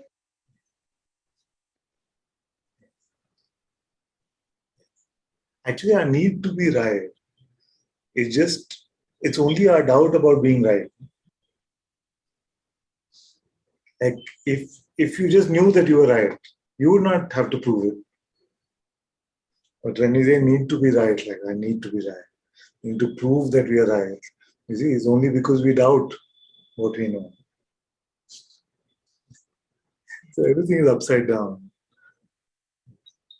Yes. In fact, it is more There is attempting to convince ourselves than the other one. Yeah. Sometimes it's like this mind or this type comes like I don't know. I feel like I'm not yet or something, or all these things, or I don't like like a illusion is happening or something. Yeah. Comes. It seems like I'm again in the mind. Yeah. Don't, one tip I'll give you is that don't try to convert or waste time trying to convert your spiritual insight into a spiritual conclusion. Yes? So you have the insight, don't try to make it into a spiritual understanding or a conclusion. If it happens by itself, then your mouth says something, or you end up writing something, whatever. You see, that's natural. It's fine. But don't take any attempt or effort to convert this pristine insight into some sort of a conclusion or what anything is. Because then you come back to the storybook version of your life instead of the truth. Yeah. Much broader. Yeah, this is like happening. Huh? it's like I need this is what you say is happening, and it's like I need to help or something, or I need to put it in there to help, or I don't know. So Yes, don't bother with any of that. Just leave it. Just leave it. It's very good. You see, nobody is going to come and take a quiz. Nobody is going to come and take a test. Where you need to know all the spiritual concepts. What does Guruji say? What does Ananta say? What is his main pointers? Nobody. Don't. Or nobody's going to ask you, what have you discovered? They might ask you when they're upset with you, like family, they say, what are you wasting time in satsang? What have you discovered? Don't have to bother with those kind of questions. But there's no, you're not going to leave this world and somebody takes a quiz to enter heaven or something like that, that you have to take a spiritual quiz or something. Don't bother trying to understand. Just joyfully something is revealing itself to you. Allow that to happen. Don't conclude anything. And there may come a time where your mouth just says things, it's okay. But you're not attached to them. You don't need to be right about what you're saying also. yeah. Very good. Thank you, Father. Thank you. Yeah, okay. Mukti wants to come back up. Okay, you can come again. Hi, Ananta-ji. I'm on the bus right now in New York City. I love you so much. I wanted to ask you, when Muji says you have to wake up from the waking state, what is he meaning? Like, what is he saying when he says that? You have to wake up from the waking state. Yes. It's what you discover remains the same independent of the states. It remains the same when? Independent of whatever state there may be. So whether there is sleep. So, because Bentino says your state of being is independent of circumstances. So your being stays the same no matter what happens. Yes. Right? It depends on how we use the term being. It depends, maybe there's a question of terminology there. So if there's a terminology which says being never comes and goes, then when we talk about waking up and going to sleep, like I woke up, then we must be talking about an aspect of being that wakes up. Terminology that we use in satsang here is that we call that which wakes up and goes to sleep being. And that the being that goes to sleep and wakes up. Yes, we call that, it's just words. So the way we use in our dictionary is to say this being, the sense of I am. That's why we are able to say, I woke up at 7 o'clock today. I went to sleep. See? So that aspect of I that wakes up and goes to sleep, we call that being. And that which is aware of the coming and going of being, coming and going of this waking and being and the absence of beingness, that which is aware of this, we call that awareness. Another teacher may choose to call that something else. That's complete. So, as long as a student or a Want to stay here? Sorry. I'm on the bus. It's fine. So I was saying that as long as a student or a disciple, we are in sync with the same terminology and we understand what the master is trying to convey in those words, then that does not happen. I have to get the terminology of satsang because I've been out for a while, so I have to get used to it again. Yes, it's fine. It's just a little bit, some basics. In fact, there should be satsang clarifying all the terminology somewhere. So maybe we can send it to so that. Is there like a book that you guys have that I could buy so I could like get used to the pointings again? We'll send you. There's a book that we it has a glossary of terms at the end. It all comes and how we say them in satsang. Okay. Is not there. Okay. Don't. Thank you, Ananta-ji. I have so much love for the Sangha and you. Like, you're my father, you know? I'm at your feet always. Thank you. I could kind of see your aura, too, from the phone. This one has like to, a yeah. little bit. This is all light. All light, right? It's all lighting, my dear. I'm not a fan of this, so we'll look at it. I've been using a bit of it today as well in the back. Yeah, yeah. I wanted to share after the satsang with the team here, but I cannot. It's very sweet. That's what I'm saying. So I'm not going crazy, right? I'm not going crazy, right? No, it's just a light behind it. Oh, okay. We'll do something about this one. I love you, Father. Yeah. Have a good day at work or wherever you're going. You too. Thank you. You too. Should I mute myself? Yes, please, dear. Thank you. So sweet to see her after 7 years. No? She was a 15-year-old kid who used to come almost every satsang. She used to come those days from America. Mukti, you remember? Janelin. So after 7 years.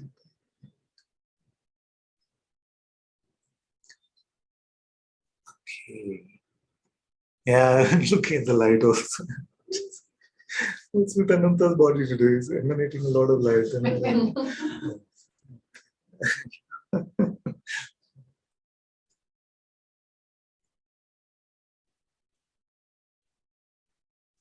Okay, let's go to Martina.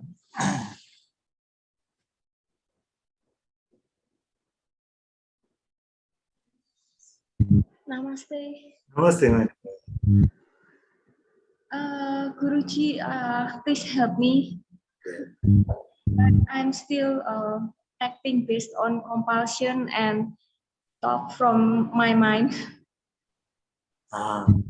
Did you say, can you repeat again? What is happening? So I still act from the mind and on compulsion, bad habits. Are you saying that you tried to be open and empty? You try to be open and empty, and yet when you try to be open and empty, the mind comes and it's too strong, and you end up believing what it is saying and identifying as if you are a person. Is that what you're saying? Yes. Okay, so can we try together now? Yes. Just allow, you have one job. The job is to allow the thought to go. You see, it will come on its own. You just allow it to go. Don't make any relationship between yourself and the thought. You see? So it doesn't matter if attention goes to it or not. It doesn't matter. Just don't take it to be true. Just allow it to come and go. You can try this? You can try? I will. Yes. Very good. So let's start. Okay. Now both of us play this game together. Okay? Let it all come. Let it all go.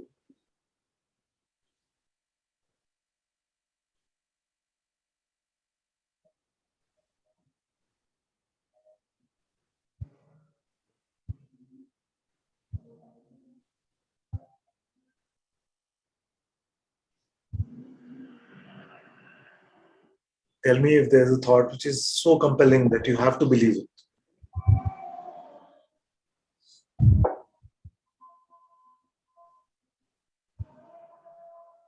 Now everything is cooling down. Now? Cooling down. Okay. Good. So allow yourself to remain like that. Let it come, let it go.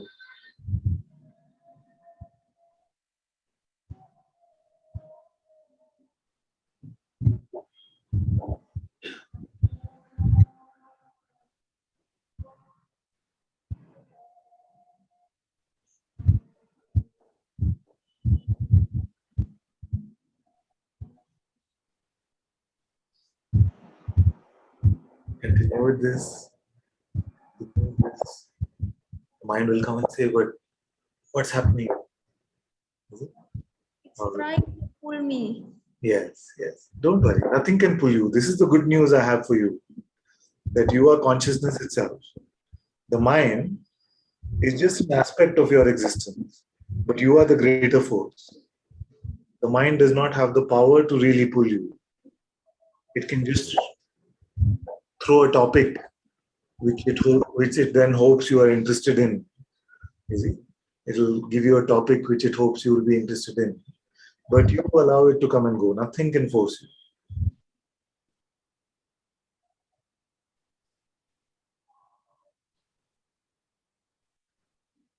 With what topic does the mind get your belief usually? Negative thinking about others. Others, mostly relationships. Yes. You see? So the mind just has these 3-4 categories which it troubles us with. The categories, you know what they are? There's relationships, they are security, which means work, money, all of that. Then it is the body, the health of the body, the well-being of the body. And fourthly, about meaning and spiritual progress and enlightenment and freedom for those of us who are spiritual. You see? These are the 4 things that it has. That's all.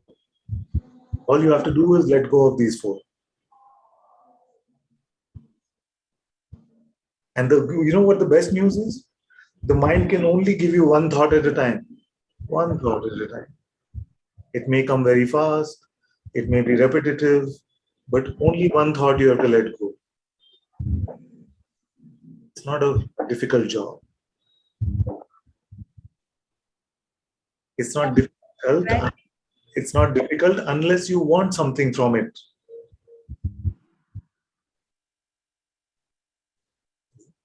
Unless you have a desire about your life or about something the mind is offering you, it will not get your interest. It will not become compulsive.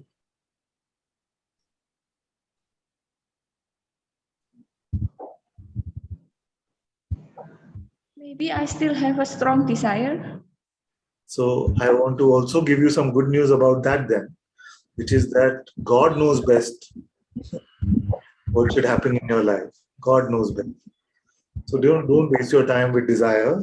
Spend your time enjoying what is already available to you. As you perceive that instead of thinking, remain in your perception instead of labeling, saying I want or I don't want.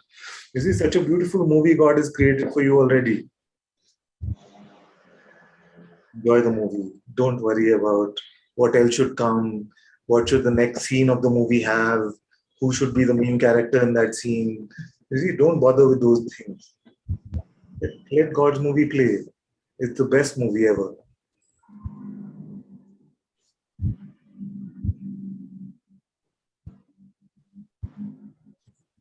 So when you perceive, just perceive.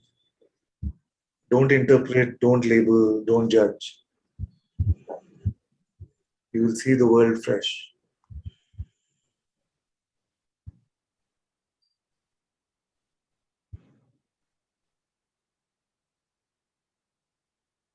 And as you're seeing the wholeness, the fullness of this world already, then it becomes impossible to desire.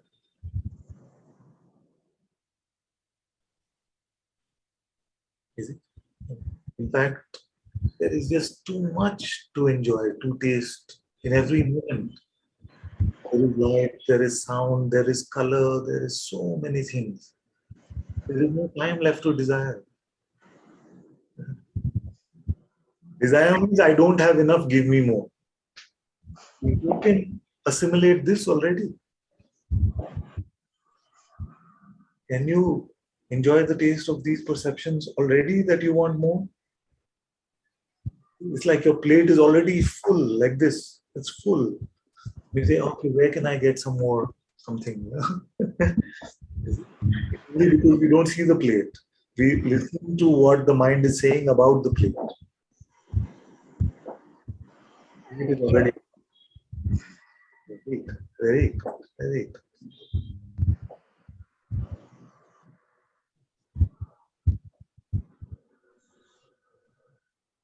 I'm very happy to see you in Satsang. All my love, all my blessings. Thank you. Thank you. She's raising both hands. Okay, we'll go to Aniko. Zoom hand and body hand. Thank you so much, Anantaji. It is really necessary now to ask your help about a situation that happened to me 2 days ago when there was a Guru Purnima.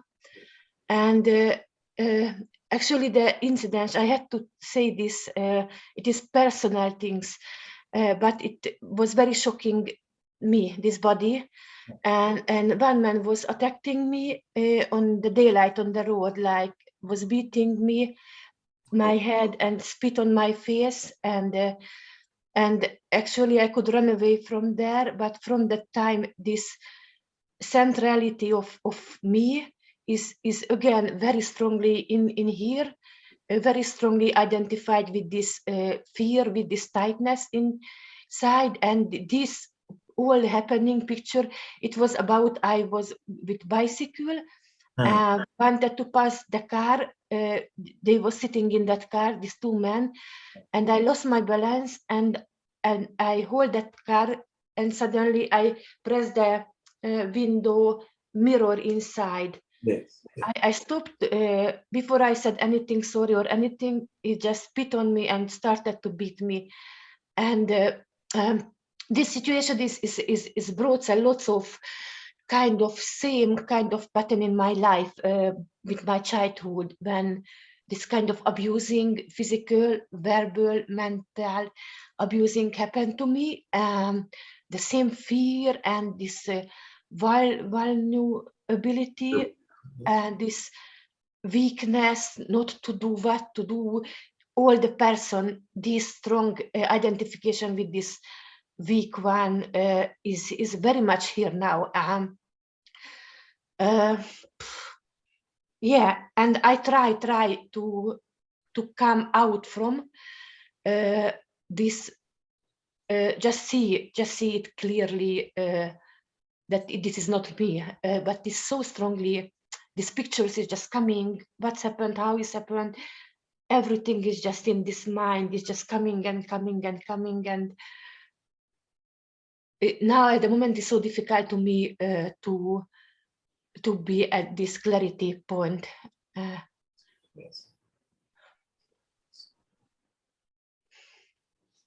I'm sending a big hug and all my love, all my blessings. Of course, upon hearing something like this, some sadness does arise in the heart here as well, to hear not just for this particular situation, which itself is so absurd, but this is the nature of the human condition, that we can attack our brothers and sisters for some worldly attachment, like a car, something, some minor thing like this. We can become so violent and so upset about an apparent loss, which is nothing really, which is not even something. And to come across a beautiful being, a beautiful sister in the world, and then just to judge so harshly and then to become violent with this is it needs so much compassion for the human condition upon hearing these stories. Because here's a chance for these boys, these men, to have had such a beautiful encounter with another beautiful being. Instead, they made it into this violence. Anantaji, do you know what was the so shocking this day?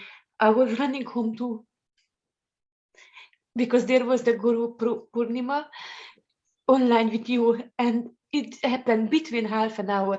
These two different, so different kind of connection with two so much difference, with this pure love and gratitude, but was in there on the Zoom and before just have, and this, I know I never can understand, I know, but it's so strange. How can this, on this planet, this both, these two kind of side, how can be together?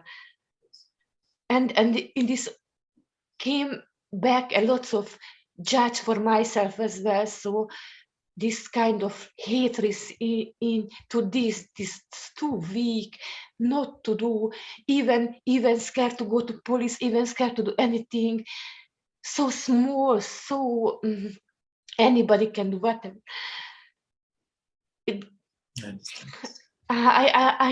And one more things to really to finish this all up. Like I don't mean physical death, because I know this is not a solution. Everything is just will carry on from the same point, but just finish this all. Yes, yes, yes. It will be so. It will be so. Right now, just take your time. Don't be in a rush to anything. Just if the imagery is coming back, let it come. Just let it come and let it go. Don't hold it back, because then it will get into some repressed sort of conditionings and vasanas and things like this. So just allow it to naturally in your being, a process of cleaning up is happening. So don't feel like you have to rush through that. Take your time. Take your time. Don't worry. If angry thoughts are coming, angry images are coming, or some sadness is coming, allow all that to come. It's okay. It's okay. Don't feel like you have to be spiritual at this point, or this must. Ananta-ji, Ananta-ji, There will come a time. Yeah. I'm sorry, just for a few minutes, all the screen was just frozen, and for the last few seconds, I couldn't hear. Okay, is it back now? Yes. Okay, I was just saying that don't be in any rush to heal. Don't be in any rush to come back to true insight. Nothing. Just allow it to expose. Allow it to come out. It's not pleasant. It's not fun. I understand. And yet, to hold it in is much worse than to just allow it to get released. So give your mind open season. Open season. Just allow it. We can do together if you want for a minute or two. Yes, please. Allow it to bring any images it wants. Don't be scared. I'm holding your hand. I'm with you. Don't be scared at all. Allow it to just, if it is anger, if it is angry thoughts, if it is angry images or any images, allow it. Don't hold it in. And you don't have to be strong right now. Don't worry. I'm with you. Just release it all. Let it all go. Let it all go.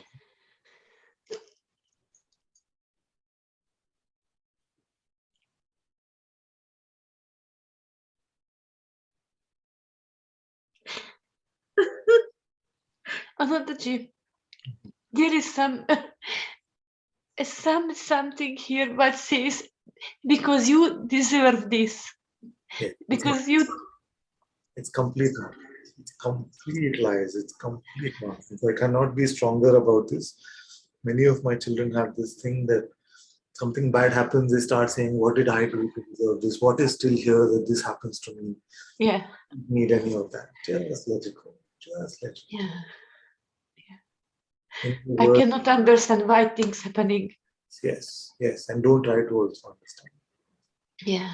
To also understand.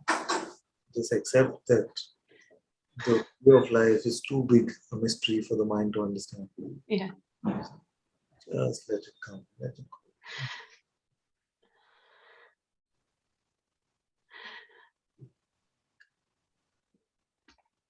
Yeah. Actually, they live so close. I don't think.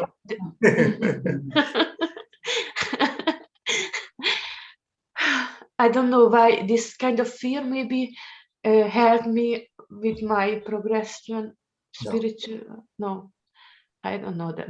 I don't know. I just give it up. Yeah. Yeah. Yeah. Yeah. I'm so grateful that you are in my life, Ananta-ji. Yes.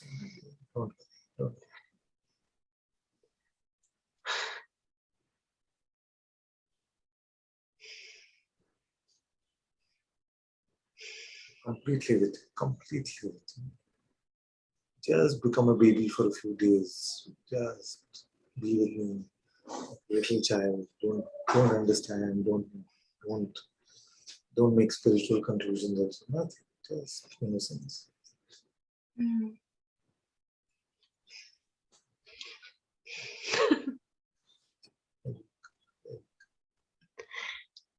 Thank you so much.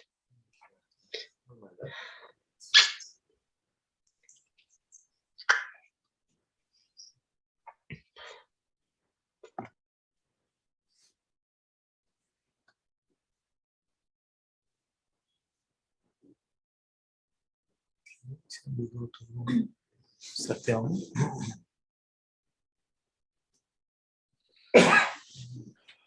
Namaste, Ananta-ji.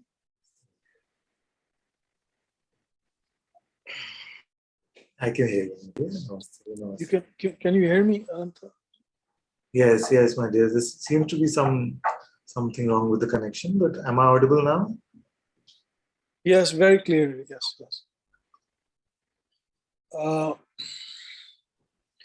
Last 2 days there has been a very strong bonding with you in the form of watching the videos continuously.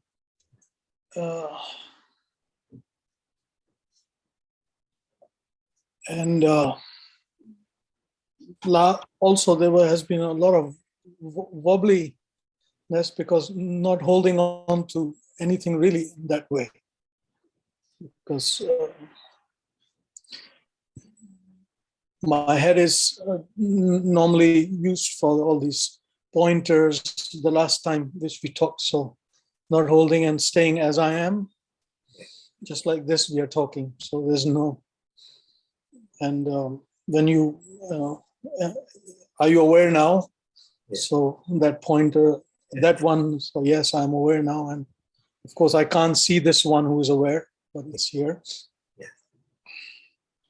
So, and it's bringing a lot of sadness. I don't know what kind of sadness is this. But what I'm finding out is that sadness can also be here. Yes. It doesn't, I don't have to move away so that who I am doesn't, sadness doesn't take that away. Yes. Exactly. This is very good. And in fact, it's not uncommon. You see, as we are coming to true insights about who we are, many times it feels like there's a period of mourning that happens. You see, who are we mourning? It's like losing a friend or something. The mind comes up with these kind of ideas as we're losing there's a certain grief. I don't know what this grief is. But I'm at the same time I'm connected with you in the heart as always. It's not two hearts, it's just one heart. Very good, very good. So this grief is there, and right now my circumstances are a little bit. There's a little bit unsurety of the money source. So all this is playing out right now, and there's a identification happening with the person at the same time, but it's all happening, but still I am what I am. Yes. I want to reassure you in some way with this security thing and money thing, that actually over the last 10, 11 years of sharing satsang, I've heard this concern about money so many times, hundreds of times. And not one of those people actually ever got to a point where they did not have money to live or even to come to satsang. You see, so this, like God's grace, taking care of everyone. Don't have to worry at all. And we laugh about this a few years later, I'm sure, and we'll notice that how grace takes care of itself. It's beautiful. You don't have to worry.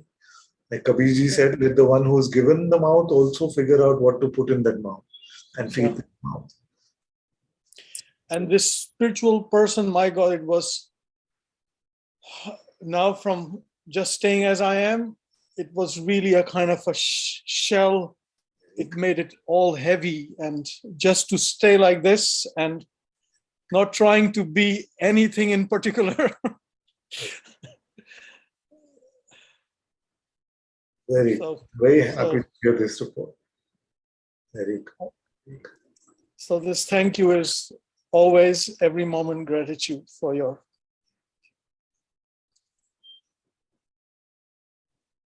Thank you. All my love. Hello. Yes. Full love. Full love. Thank you. Okay, let's go to Jira Jira. Finally, Father, I was the person who raised the hand. And No, Mukti was like, even before I came on, she's like, I'm here, I want to say something. it's good, Father. I'm so happy about this because during this satsang, more than 2 hours, I just cried and all my buttons pushed, and yeah, now I just came. Now your button left. All the buttons have been pushed. Now no button left. Well, all the buttons has been pushed. All the crying came. For now, no button left. I think. Yeah. Free. That's free. You're free. Yeah, they can be still pushable, but. Okay. Father, first of all, I just want to send all my love to Aniko. Really. Yes. Just too much love for her, and I just want to say her because it's so beautiful that she shares this and similar situation I also passed through, not physical at all, and I just want to tell that I just want to send all my love to her, and already you said, and I cannot put any word what you said, but I just want to tell her that really don't take any blame on this, on herself, because I go through similar situation. I again came to Abraham's abode in Turkey, and for almost 4 weeks I'm here. And this is this is very, what was the word? It's not like the place that I live, and I grow. It's very religious place, and woman-man thing is just playing here a lot. And every day I'm just arguing with everyone because, they are like this. And I don't take any blame. I don't really, I just fight because, it's I feel like it's because sometimes I feel, but I'm good about fighting, actually. They deserve, I think.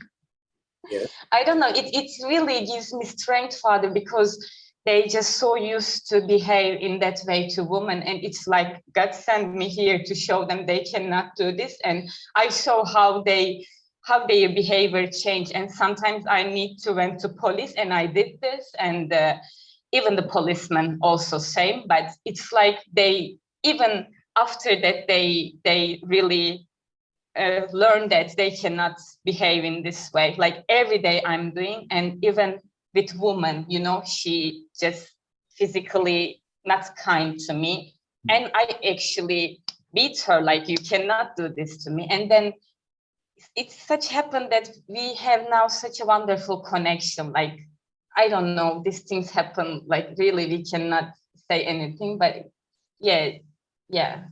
but I really don't take any blame on me about this. I'm just here, and when it is time to say something, I really am here, and I do this. Just follow your heart, and sometimes from the heart, when you see things like this, which are oppressive, not just inward, of course, all of it is inward mental oppression, but sometimes because it is the same guy, the same ego, the same individuality, sometimes the fighting happens in this way as well. And as long as you're just being an instrument and going from the heart and following the heart and not taking any specialness or any sort of condition, it's full love, full blessings.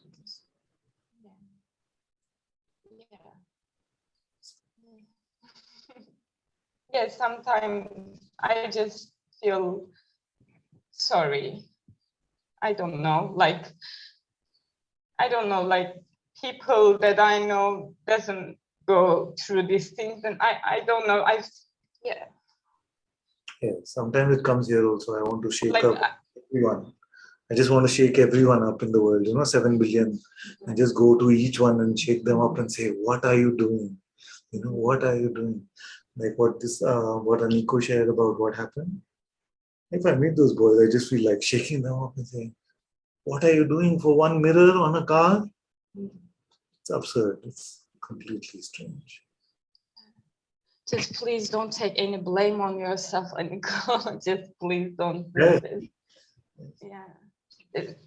Anyone, really, because I went through this also, but you saved me from this kind of mentality, Father. You really completely saved me, and I never feel any guilty about this, because sometimes we really stand on our strength and really shout sometimes if it is needed, and it comes from heart and it's very truthful, because sometimes it's needed. Sometimes they just understand in that language, unfortunately, but we sometimes have to speak in that language. Yeah. Thank you, Father. Yourself. And the two. Yeah. Yeah. And I just want to ask for your blessings in general in my life, and about work and money, because I have so much debt and I need to take care of them, really. And it's time to take care of this. Really, life takes care of me, but it's needed now. Full blessings, full love, full blessings. Thank you so much. And one more thing also I want to share. As I told you before, I met with one female teacher, and like it's the same story. When I meet with teacher, and I know for sure it's Guruji and you are my guru, but they try to own me. They say, you are my child, you are my child. And inwardly, I was like, okay, yes. Like I never believed, but it's like I just walk with them. It's like you send me for some time to them, etc. And it feels natural to walk with them a little bit.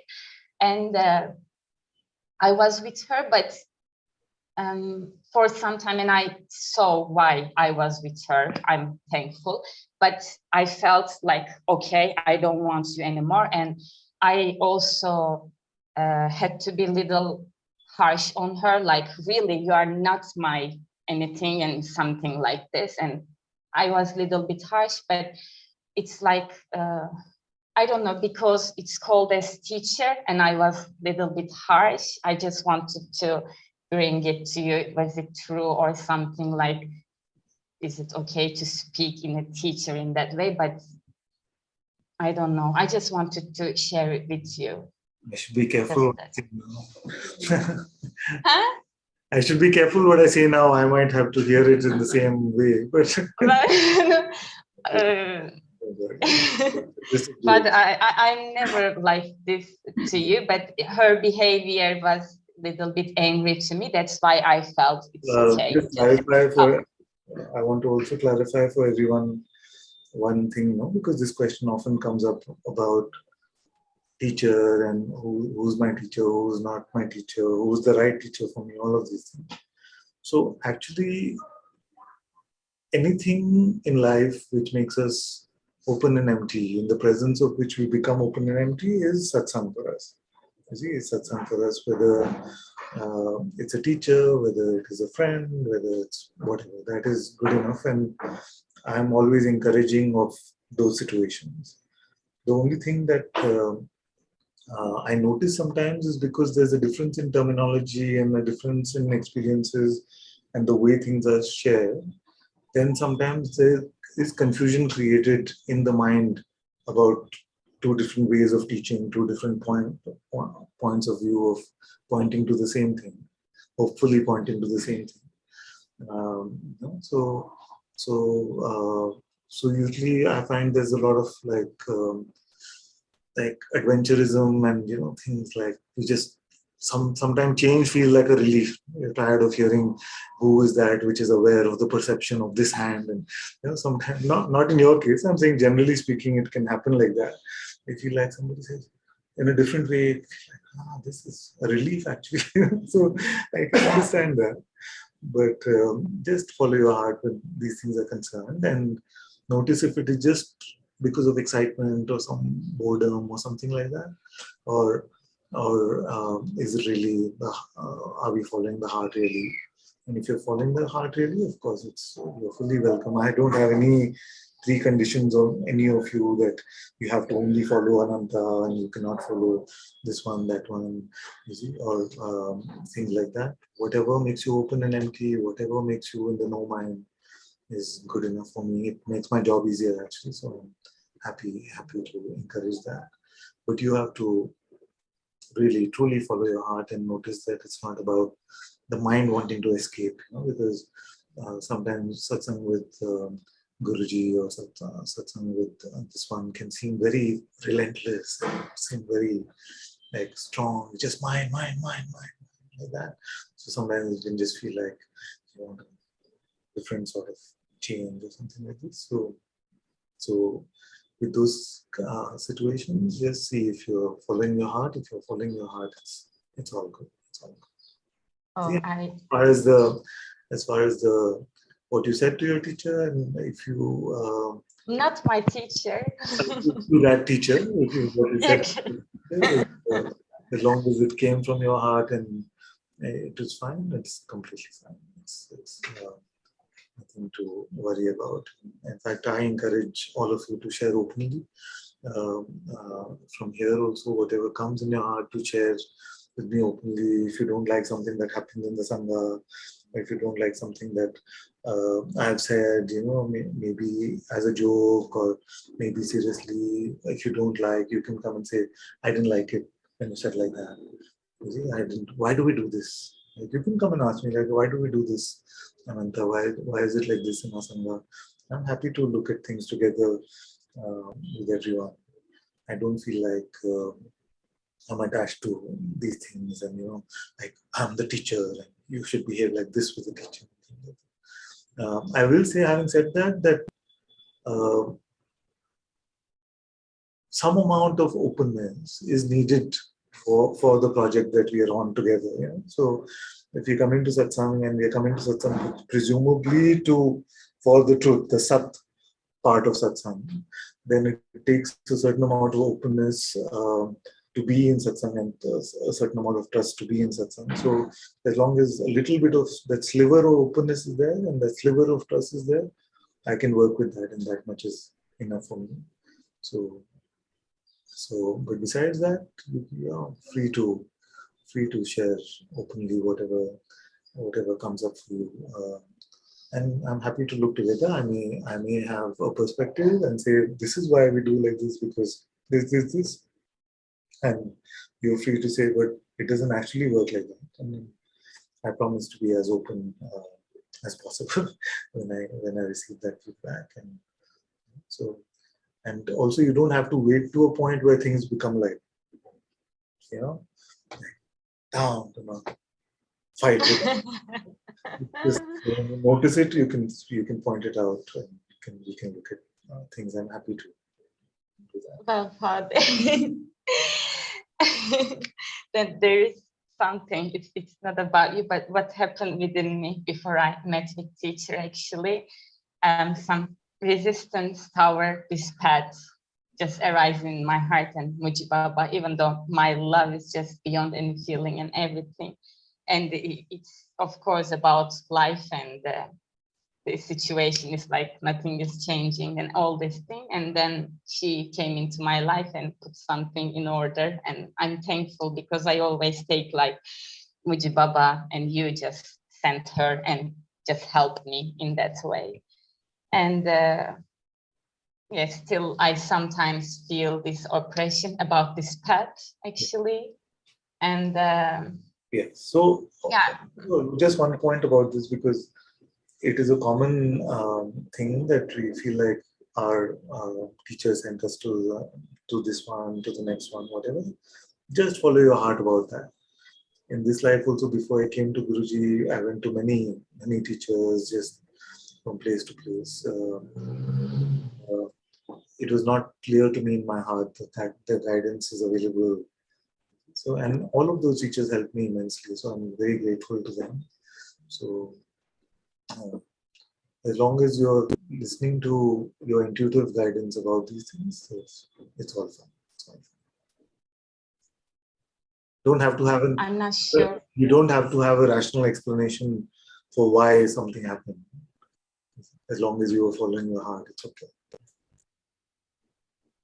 Sorry, connection is not good, Father. I was saying that you don't have. I'm not sure. You don't have a rational reason for why anything happened. In fact, we never do. It is mostly post facto that we put the rationality around things and say, this is why this happened and this is why that happened. It's all good. It's all good.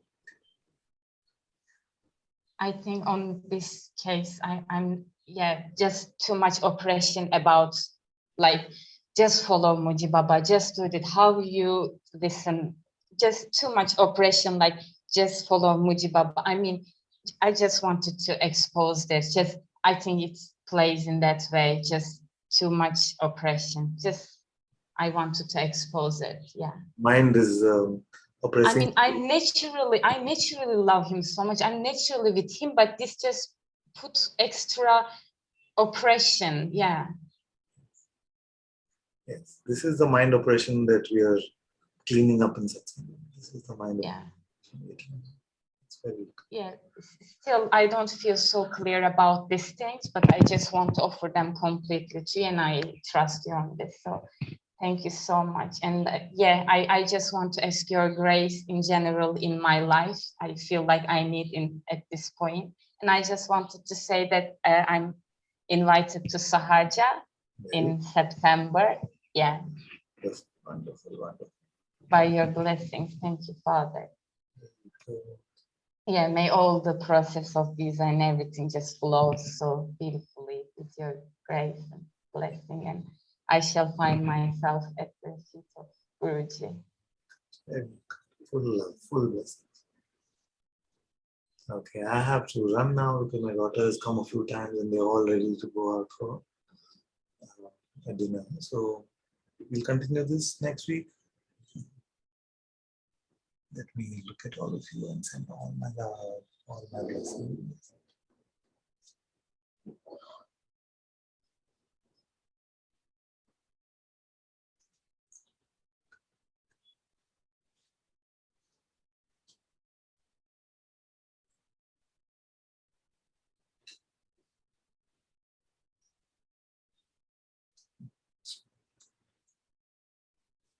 Thank you all so much for being in Satsang today.